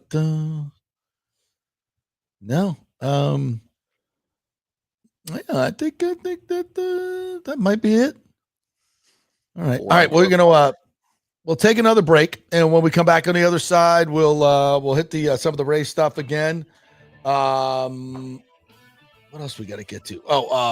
Do a little lightning news as well. Anything you guys want to bring to the table? Oh, the Kirk Cousins thing. I want to get to that as well. We're brought to you by the great folks at thirdgenerationplumbing.com. They also do AC work, anything mechanical around the house. Third Generation Plumbing will take care of it for you. They've been in business since 1995. John Rodriguez is the owner. His family's been here since the turn of the other century. So they are well known in the Tampa Bay area, word of mouth, and they have 5-star reviews up and down the line. So Check them out if you need any AC work, if you need a new unit, or just need some upgrades or tune up. They're the folks to do it. And also any plumbing issues as well. thirdgenerationplumbing.com. Back in 3. Stay with us. JP here for Riveters, the official sports bar and grill of the JP Peterson Show. We're located just south of Ray J and Steinbrenner Field, so it's a great pre- and post-game spot, and the happy hour is amazing. Monday through Friday, 3 to 7. Check out these specials. $3 Bud Light drafts, $4 domestic bottles, $5 wells, $6 premium wells, $6 cocktails like margaritas. That's unheard of. And the Riveters food is freshly made daily. No freezers. Happy hour food specials include $3.50 tacos and barbecue sliders. $6 you get edamame or chips with the beer cheese, which is amazing. $8 buffalo chicken dip, my favorite. The truffle fries, chili cheese fries, also $8 at happy hour. As well as other specials throughout the week, including Taco Tuesdays, you get $3 tacos, and Wing Wednesdays, 7 o'clock to 1 a.m. in the morning, you get our amazing wings, 5 for $5 and $5 wells and wines. That's a good Wednesday night. So if you're tired of the preppy, overpriced, generic sports bars, come see the amazing, friendly bartenders and staff at Riveters, where customer service really matters. Riveters, just south of where the Rays and Bucs play. We'll see you there. Going through a medical emergency without health care insurance can cause you to go into crippling debt. In most scenarios, people are forced to either break into their retirement funds or worse, they're forced to file for bankruptcy. The sad truth is that health care insurance is crucial in today's day and age. Look, I get it. Many of you think you're never going to get sick and health insurance is really expensive. Well, we can help you out with that. Depending on your income, we can find great plans and huge discounts. God forbid you get cancer, a car accident. It could literally ruin you financially for life. So make the call and find out. Even though the open enrollment period is over, you may have some qualifying life events that can help you get covered right away. It can be very complicated, a very intimidating process, but we can help. Go to our website and check out all the 5-star reviews about our helpful agents. Go to don'tgouncovered.com or call 800-669-1505. That's 800-669-1505. Spring means a time of renewal and Rays baseball, and the folks at Italiano Insurance want to welcome the Rays to Tampa and remind you it's time to renew those insurance policies with the now famous Italiano Insurance Checkup. Let the experienced and friendly agents shop your policy for the best price and coverage. Famous for saving me over $1,000 on our auto insurance last year and over $500 on our homeowners. Now that's a grand slam. Might as well get a double play by adding flood insurance and business insurance to your portfolio. Costs less than you think, and trust me, you do not want to risk your home or personal wealth. That's a big whiff. So step up to the plate and call 813-877-7799 and chat with the all-star agents at Italiano Insurance. 813-877-7799 or go to ItalianoInsurance.com. Go Rays! JP here for my friend Jason Fawcett, owner of On-Site Construction. They do residential and commercial renovations and new construction. As a leading home builder and general contractor, On-Site Construction prides itself on transforming homes through superior craftsmanship, dedication to client vision, and an unmatched commitment to quality and service. It's about building relationships. We take the time to understand our clients' needs, preferences, and budgets so that we can deliver a personalized experience tailored to their unique vision. From the initial designs to the final touches, we're there every step of the way, ensuring that the end result mirrors your vision. Here are some testimonials from happy customers. G. Gibson says, no hidden costs, very honest, reliable, creative, and communicates well. Reasonable and fair with their pricing, no hidden costs. C. Smith said, did not disappoint. I'm very happy with the work. This company really cares and will take care of it. So if you're just thinking about building or renovating, give us a call and let's see what's possible. 813-579-5789 or check out our website at onsiteconstructionfl.com.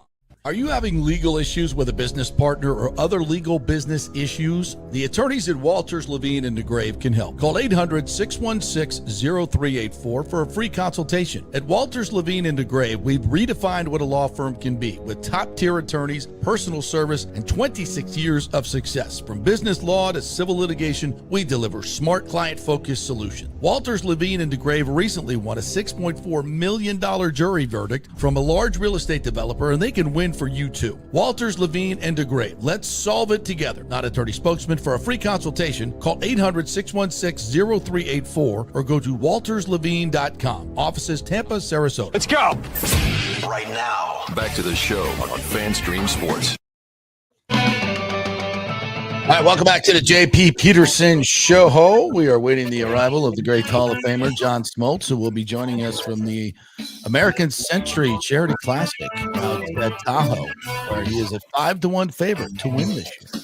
Woo! Put money on that. What else is in the mix? I don't know. But he will be joining us to talk all things Rays, Major League Baseball, a little bit of golf.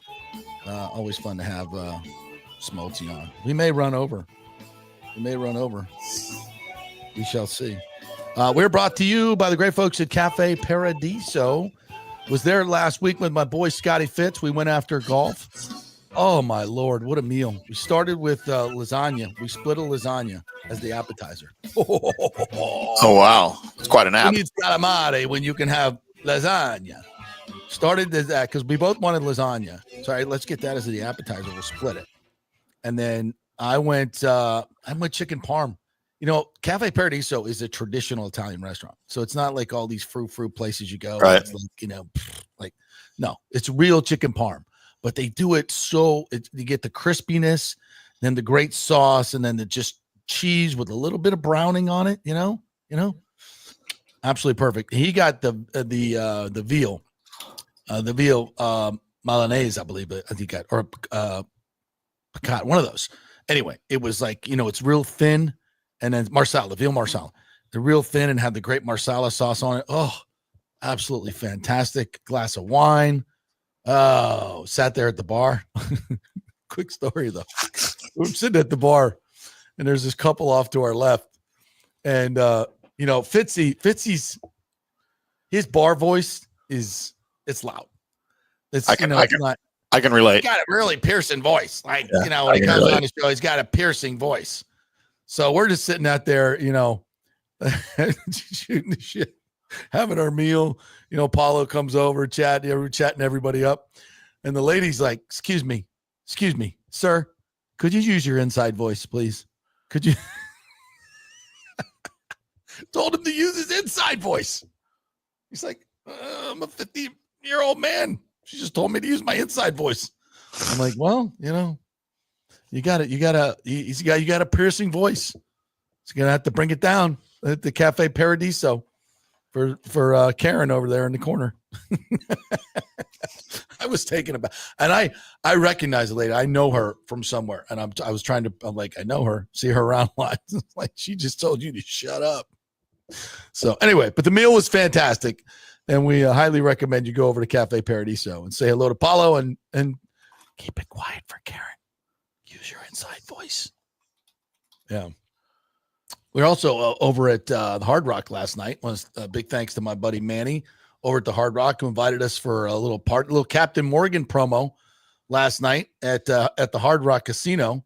So me and Fitzy went over there, enjoyed some Zacapa, which if you haven't had Zacapa, they have this new XO that's they just got out. It's an aged dark rum. I'm a dark rum on the rocks guy. Yeah. I love that. It's very similar to whiskey, but it's a different taste. A couple lemons. I started drinking that in Havana because that's what the old Cubans drink, and I tried it, and I was like, ooh, with the Havana Club that they have there that you can't get here.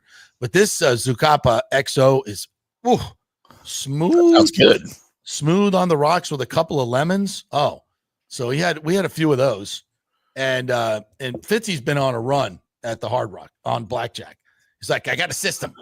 I'm killing him. I don't want to put any numbers out there. So I said, hey, let's go gamble a little bit. He's like, I already hit him for 800 today. I don't want to be greedy. Said, well, just coach me up. So he goes, all right. So I go, we'll just play for like 10 minutes. So I throw a couple hunch down, and he's like sat down next to me, and we're playing at the $25 table. And he's like, the lady comes over, he's like giving him a massage. So he's getting a massage, and he's coaching me up. I said, we get to about 150, I'm out. So we start off, I get up to about 100, and I'm about ready to just, I'm 3 minutes in. It's just me and the dealer, Felicia. She was a sweetheart. And then there's the pit bosses right here too. And he's like watching the whole thing go down. So he's coaching me up. We get to a point, and then I was up about 100. I'm about to walk, just take my hunch and go. And then he goes, because you can't stop now. You just won 3 hands in a row. I'm like, you're right. That's true. So we keep going, and then I go down 100. I'm like, see, I should have gone. I should have left. Should have took the profit. Just take the profit. Take the 3-yard pass. Don't have to go downfield all the time. Profit. So, and he's like, don't worry, we're good. So we win a couple hands, and then we get 2 3s, and the dealer's got a 6. So we split them, and then we split them again and then we win all 3 hands. I'm up 150. I'm like, I'm out. We go. So we go. All right. Speaking of gambling, let's head on out to Lake Tahoe, where the American Century Celebrity Classic is going on. The 5-1 favorite, and he's a Hall of Famer. Put money on that. All-star, World Series champion, most famously known as the man who finished second in the media division last year to me, and the great John Smoltz. I finally beat him. What's up, Smoltzy? How are you? I'm doing great. This is perfect place, perfect timing. And one more thing left on my bucket list. I have to host the trophy. I got to win. I'll be the oldest guy to ever win. So the hips are good. We had both hips replaced, right? Yep, both hips are replaced, and it's the strongest I've been coming in. But that doesn't mean anything if I don't make putts. And so I'm working really hard on making putts. That's what it comes down to. Now, who's your chief competition? Marty Fish is Fish, Tampa's own. Yeah, he is as good as it gets. I'm hoping the wind blows because he hits a majestic, pretty ball. Oh yeah, high, soft. I hope it blows. I think I played golf with him once, like many years ago, and he was just a stick, like really, really good. He is. He's the pretty much the best we've got, along with there's so many guys now that are competing at a high level. Celebrity golf has definitely gone to the next level. Yeah. So you don't think you missed your window? My biological clock is ticking. Yeah. They're getting better and you're getting older. That's what we're saying here. Like this is the time. That's exactly right. Yep. Right. But you feel good. Wow. We already made a bet here. Well, we're all of the commenters, all the Petermans, as we call them, the huge crowd that watches this show each and every day, the millions, they're going to bet on you. Okay. So if you win, when you come here to do the World Series game at Steinbrenner Field, wow, I'm going to throw you a huge tailgate party, and you're going to bring the trophy. All right, fair? Yes, absolutely. Okay. That's a promise. All right. Speaking of that, good enough. Any chance the Rays will be hosting games in Steinbrenner Field in the postseason? Isn't this unbelievable? It is. really is. The season has been a strange season. It's a streaky season. Teams were in great position, then they find themselves out of it, injuries, all the different things. You look across baseball, and there hasn't been one team other than the Detroit Tigers. What if I told you the Detroit Tigers would have the biggest lead at the All-Star break, the best record in baseball? You'd say, okay, Smoltz finally is losing it. He's out, And that's exactly what's happened in the Dodgers. They're on a 6-game losing streak. The Yankees went through a 7-8 game losing streak. Toronto on fire. Tampa was on fire. There's a lot of things in the game that show how, even though you on paper have the maybe most money, best roster, if you're not healthy and you're not playing the right kind of baseball at the right time, you're vulnerable. So the Rays, honestly, I always felt like there was a little bit of an advantage for them in the dome in this regard. It was a tough place to play. Mm-hmm. You never got anything rained out. You always were going to take your batting practice. But what they've shown is they need to be outdoors. Yeah. They have been unbelievably offensively. Of course, that park and the wind and taking advantage of that has really given them a boost, because offensively they weren't the same team in the dome. For whatever reason, they weren't. They pitched, they defend, they ran, but offensively they ran into their issues. So it's an incredible I say it a lot, and a lot of stuff in baseball is eyewash when it comes to all the information and analytics. They want everybody to believe that they have the greatest answers to everything. But I do have to give the Rays, they're probably the top of what it means to really make the most out of their locker room, their roster. They have the same problem. They get a lot of guys injured. But I got to give them credit. A lot of other organizations, they use it as a shell game to confuse their fans. They don't want them to really know what's going on. The Rays, to me, are way above that. And they're showing a year in and year out. You can't count them out. What's interesting, John, is that there's an excellent chance that there's going to be new ownership here in the next couple of months. And it's a group. I know who these people are. You know some of them, actually. We can't say who they are, but you know some of them. And they're, they've told me that they're going to add payroll. I don't know how much. I don't know what the number is, but it's going to get them closer to the league average of 150, somewhere around there, which they've always been around 80, 90 million. So that would be the difference in adding, say, a Ronald Acuna, who at 17 million for the next 3 years, something that this ownership group would never add. The new ownership group might. They just made a move to get Brian Baker from the Orioles, which is right-hand pitcher, strikeout artist in the back. They needed that for their bullpen. And now I think they need a power hitting outfielder. If they were able to do something like this, I think they're a legitimate World Series contender if they add another big bat. What do you think? I think they've always been in this spot where they could be a World Series contender. They just haven't had the resources or the want to at that point to maybe sacrifice, let's just say, 4 more years of consistent competitive baseball to pouring it into really putting a run to win a championship. Now, the flaws that come with some of the things that they deal with allow them to be more competitive over a 10-year period, which is proven, versus really pouring in to try to get a better edge and winning a World Series. They have to equate who they're playing against and what that value added would be, right? I get all that. And then if they feel like they have the rosters, let's just say the Dodgers are the Dodgers and they're completely healthy and they're going to represent the the National League. But then you have to make an assessment in your own league. Can you get to that World Series, which would give you so much bang for your buck, even if you don't win it?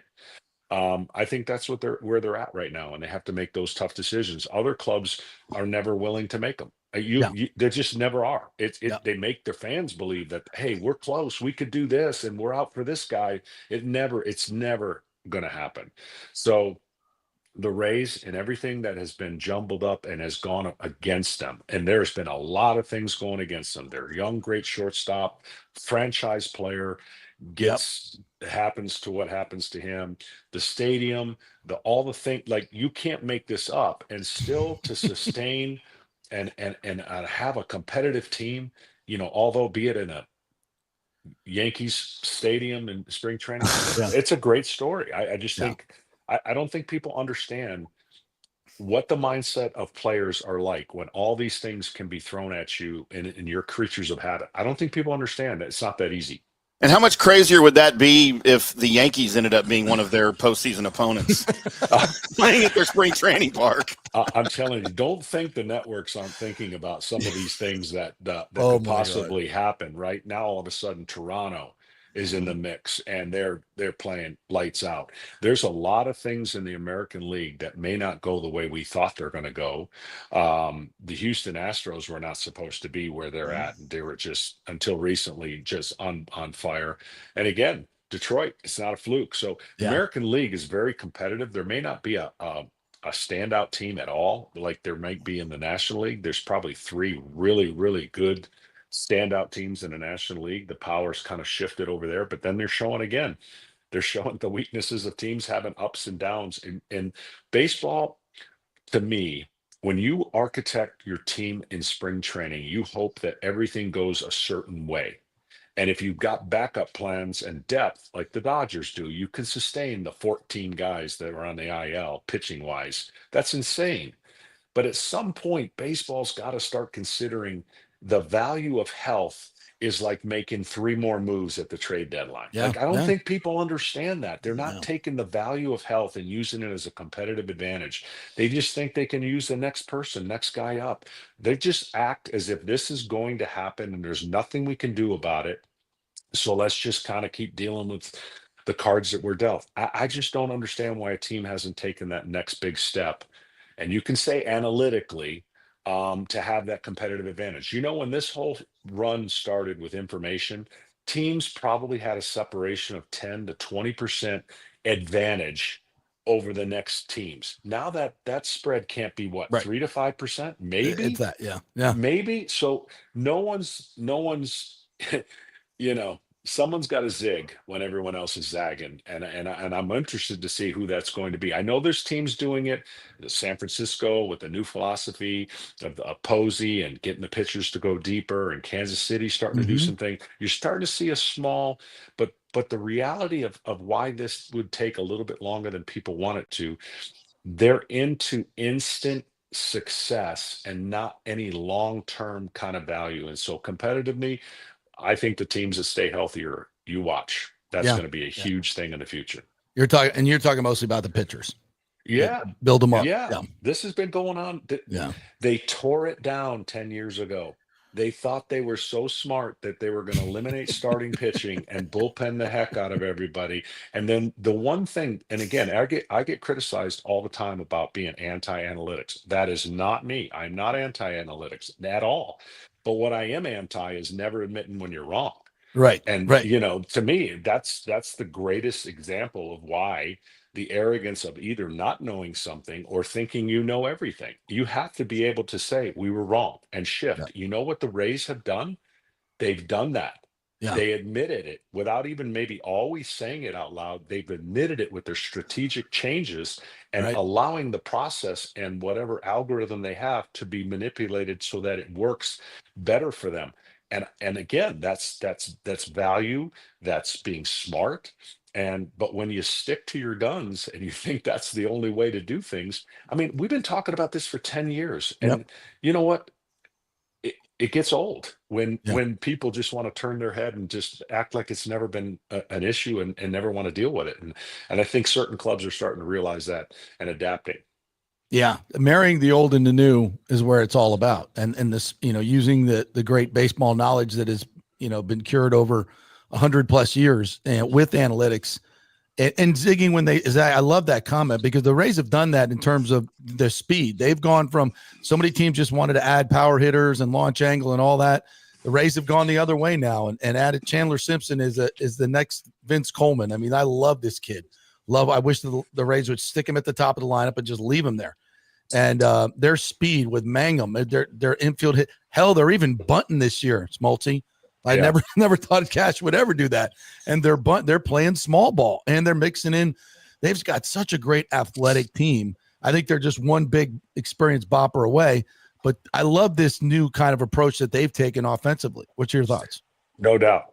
Look, the baseball players in that locker room are anxiously awaiting. See, here's what happens every year. Players know if they put their team in position to put pressure on their management, that at the All-Star break, it starts getting to the point like, who are we going to add? Where's that adrenaline jolt? We're good. We know we're good. We can compete, even if we don't make a move. But there's a reality that every player is sitting there waiting and knowing they might lose somebody that's been a part of the club, but that they're going to gain somebody that's going to put them over the edge and it's going to take them to the next level. We were part of that for 14 years. We were not supposed to be there that long, but every time we were in position, management had pressure on them to make moves to get us a little bit better, even if we weren't expected. And so that's where everybody's at. The problem is baseball and some of those teams, there's not a lot out there.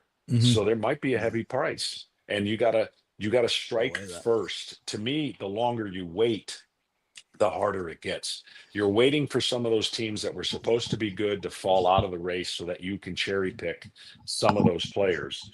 To me, what happened in San Francisco and Boston is one of the most unique trades we'll ever see because of the dynamics that played into it. But something like that, somebody jump starting something they didn't see and going to get that guy right now or before the pressure of the deadline comes, I think is going. What I'm interested to see who's going to do that.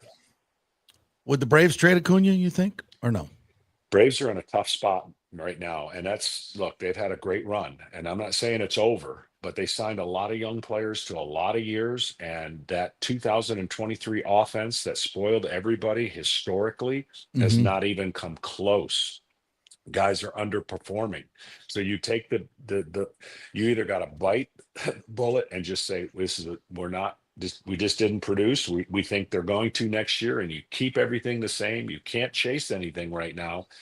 but someone would have to blow you out of the water to be dynamically different to kind of change the fan base in Atlanta with the excitement they once had. So it's been a miserable year in every facet. This is a very good roster when healthy, decimated at the pitching front. Their starters, you couldn't put three worse scenarios together for any team. And so it's going to be interesting to see what they do. The Rays could trade a couple, maybe definitely one young starter. Shane Boz has been mentioned, Taj Bradley. These guys have tremendous stuff. They're not finished products yet, but they're really young, tremendous stuff. I think if I'm, again, everyone loves to play that spend someone else's money. Hell yeah. But I'm telling you, I would make it so tough if it's even a scenario with the Braves to make them turn it down. I would make it so tough to get an impact player that is under control. And again, it just might all be pie in the sky, but why not? Why not try to check those tires on another team and say if they're willing? That to me is what it's all about. You're in that position, and if you feel like literally the leverage and the added value of who you're going to get not only secures the playoffs, but puts you in an elite company and you become the favorite, that's a move you got to really think about pulling off. Are you concerned about Acuna's two knee surgeries? Is he washed, or is that just bad luck and he's got a lot of good years left? I think overcoming one is unbelievable. Overcoming two does put that little bit of a question, but he is such an elite athlete and has shown that he can definitely come back from that. I'm more shocked that, not from the running standpoint, but the instant success he's had after his second one tells me that he's good. That would be not a worry. The problem I have with baseball and their decisions on young players is they think they're going to hit on every one of them on their contracts, and we know that's not even close to true. Right. But at some point there will be some elite guys that you're not really rolling the dice with, especially if the character is, I got my money and it's not going to water down what I do. I still want to be great. That's the thing people don't understand. They think every contract, every player has that mentality, and they don't. So I think he's definitely proven to me that his bounce back and his ability to still be great, this answers it the second time through. Yeah. Before I let you go, and I kind of alluded to this early on, the Major League Baseball has talked about, hey, if the Rays get to the playoffs, we can do division series in that stadium, can do wild card series, but we can't do ALCS, we can't do World Series.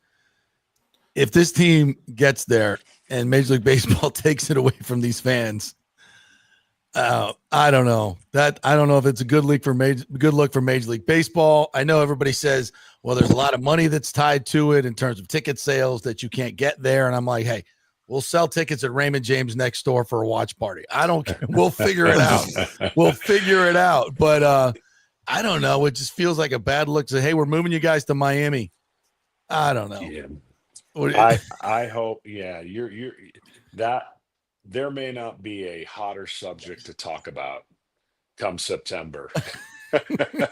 And a lot of fingers crossed in Park Avenue, so that there is not that they don't reality, have to make that decision. that's a tough call. And I totally get where you got. Like, if I'm a player, first of all, I'd be ticked, right? If we're having success. Oh, hell yeah. I get the dynamics. Trust me, I'm on the other side. I know you are. I totally get it. We've had some unique situations play out over the last 5 years through COVID, through storms, through all kinds of things. And always, it's been amazing. I've been amazed on how many players and teams have persevered. Yeah. From Toronto not having a home, from the Rays to, hurricanes. I mean, there always seems to be a way to adjust and adapt. And I can very easily make a case for why you could come up with a lot of excuses for some of those teams to say why they shouldn't have won. And nobody did. It's impressive to me. And the Rays right now, even though it's impressive to me, they're still in their state, but they're not in their environment. It's totally different. And they've adapted well, and I still think they'll adapt whatever the situation calls for at the end. New ownership in a stadium in Tampa, total game changer, don't you think? You've lived here, this area. Listen, You know how I feel about Yeah. Tampa and how I feel about what would be the most impactful situation for a lot of people who have been sitting on their hands waiting for something good to happen and reward that city. Hopefully, it all gets worked out. Baseball's in a strange place with trying to add 2 more teams, trying to get to that level of where the athletes and the development of young players has been at an all-time high. But there are some things they got to work out and they got to get fixed. And that's one of them. And there's no doubt that city, which you think about it, how many years ago hadn't had any championships. Yeah. And has become such a sports city Tampa Bay. Yeah. in such a short period of time. It would just fit the mold. I think you could make an argument that other teams in other places need to go first. Yeah, absolutely. before the Rays even think about going anywhere. No, we just got to do it right. And and real quick, salary cap, salary floor, and we got labor coming up in this off season. Could be a lockout. Should the Players Association finally really look at this? Because overall the money could be the same to the players, but I think in terms of baseball surviving and being more popular, they need this. They got to have it. The problem is, without getting too deep into the weeds, because I haven't been that involved in it anymore, there's a generational philosophy change. The game's so young that players have different ideas, or maybe they think differently than the generation before them that really was thinking collectively as the whole. Yeah. And I'm not saying all of them think this way, but give it to me now and I want mine now, right now. Right. And that's kind of the philosophy it's kind of shifted why they've made some, in my opinion, some mistakes. There's some discontent, to say the least, between the two sides. It would be hard pressed for me to think there's not going to be an interruption. I hope I'm wrong. I hope that it is found a way to bridge that gap. There's all kinds of suggestions, but when you have this entity of ownerships and the way that things are created, it's not easy to get the fix. It's not like you could just go to court and somebody decides on your fate one way or the other. That can't happen.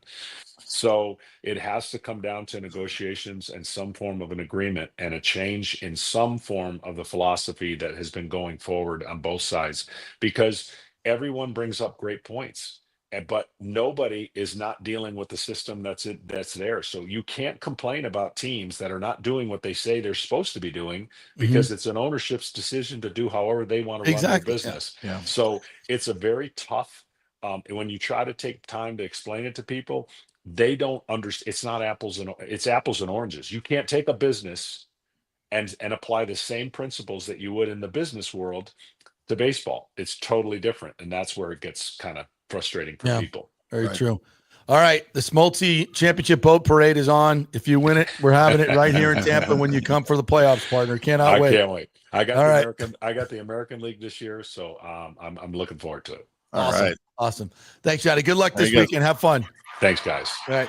The great John Smoltz right there. What a fabulous interview. He's just the best in the business and a great friend of the program. We thank him so much for taking. Should have had him on much earlier in the show, because I have so many questions for him. I know. Well, he had other things to do, and he's out on the West Coast. What? This is us. All right. This is us. Well, you could have jumped in there. I know I'm trying to keep it moving, but yeah, I mean, how long can you talk baseball with Smoltz? Good God, forever. Yeah. I mean, he's such so knowledgeable in the game, and that's why I love listening to him do games, because he's not just doing the game. Like, he's talking baseball in the whole, and he weaves it in, the bigger issues in baseball and trends, because we only hear him once a week and in the playoffs, and it's just like, I can't get enough. There's not enough time. Baseball has so much downtime. I wanted to pick his brain on the automatic balls and strikes, because I wanted to go there too, but we have deadlines. Games. We have deadline. We'll have him on again. If he wins, we'll have him on next week. Yeah, by the way, I'm making the trip to Tampa for that, if that happens, by the way. Mm-hmm. Definitely making that trip. He's probably mad at me because I was trying to pin him down on that. Fox doesn't want him going, no, we're moving the games because we can't do them in those parks. He's like, yeah. He weaseled out of that pretty good. He did. But he's right. I mean, there's a lot to it, but to me, it just kind of comes down to money. And, we can figure out how to get a better high center field shot or high home plate shot. People talk about, well, the net's in the way, and it is, but we can figure that out. Yeah. if we have to. Drone cam. Drone cam. With the drone attached to the drone tarp. I mean, There come you on. Do I need to fix everything for you people? Yes, you do, because nobody else can figure Can it out. somebody else help out, please? Where's AI? Way behind me. What does Allen Iverson have to do with this?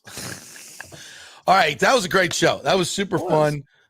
Thanks to Josh Queipo. Thanks to John Smoltz. We'll be getting out these interviews the boys are already working hard here to get the interviews out onto social media in case you missed anything. But you can always go back and watch this on YouTube, watch it on Twitter, watch it on my Facebook. You can download it as a podcast on Apple and Spotify, fanstreamsports.com.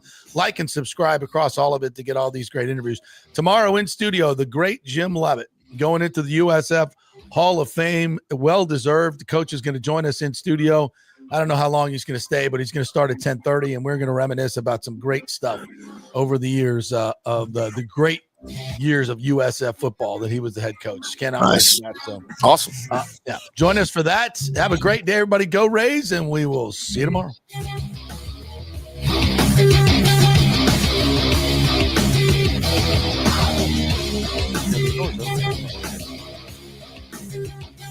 Yeah, tell him the code too.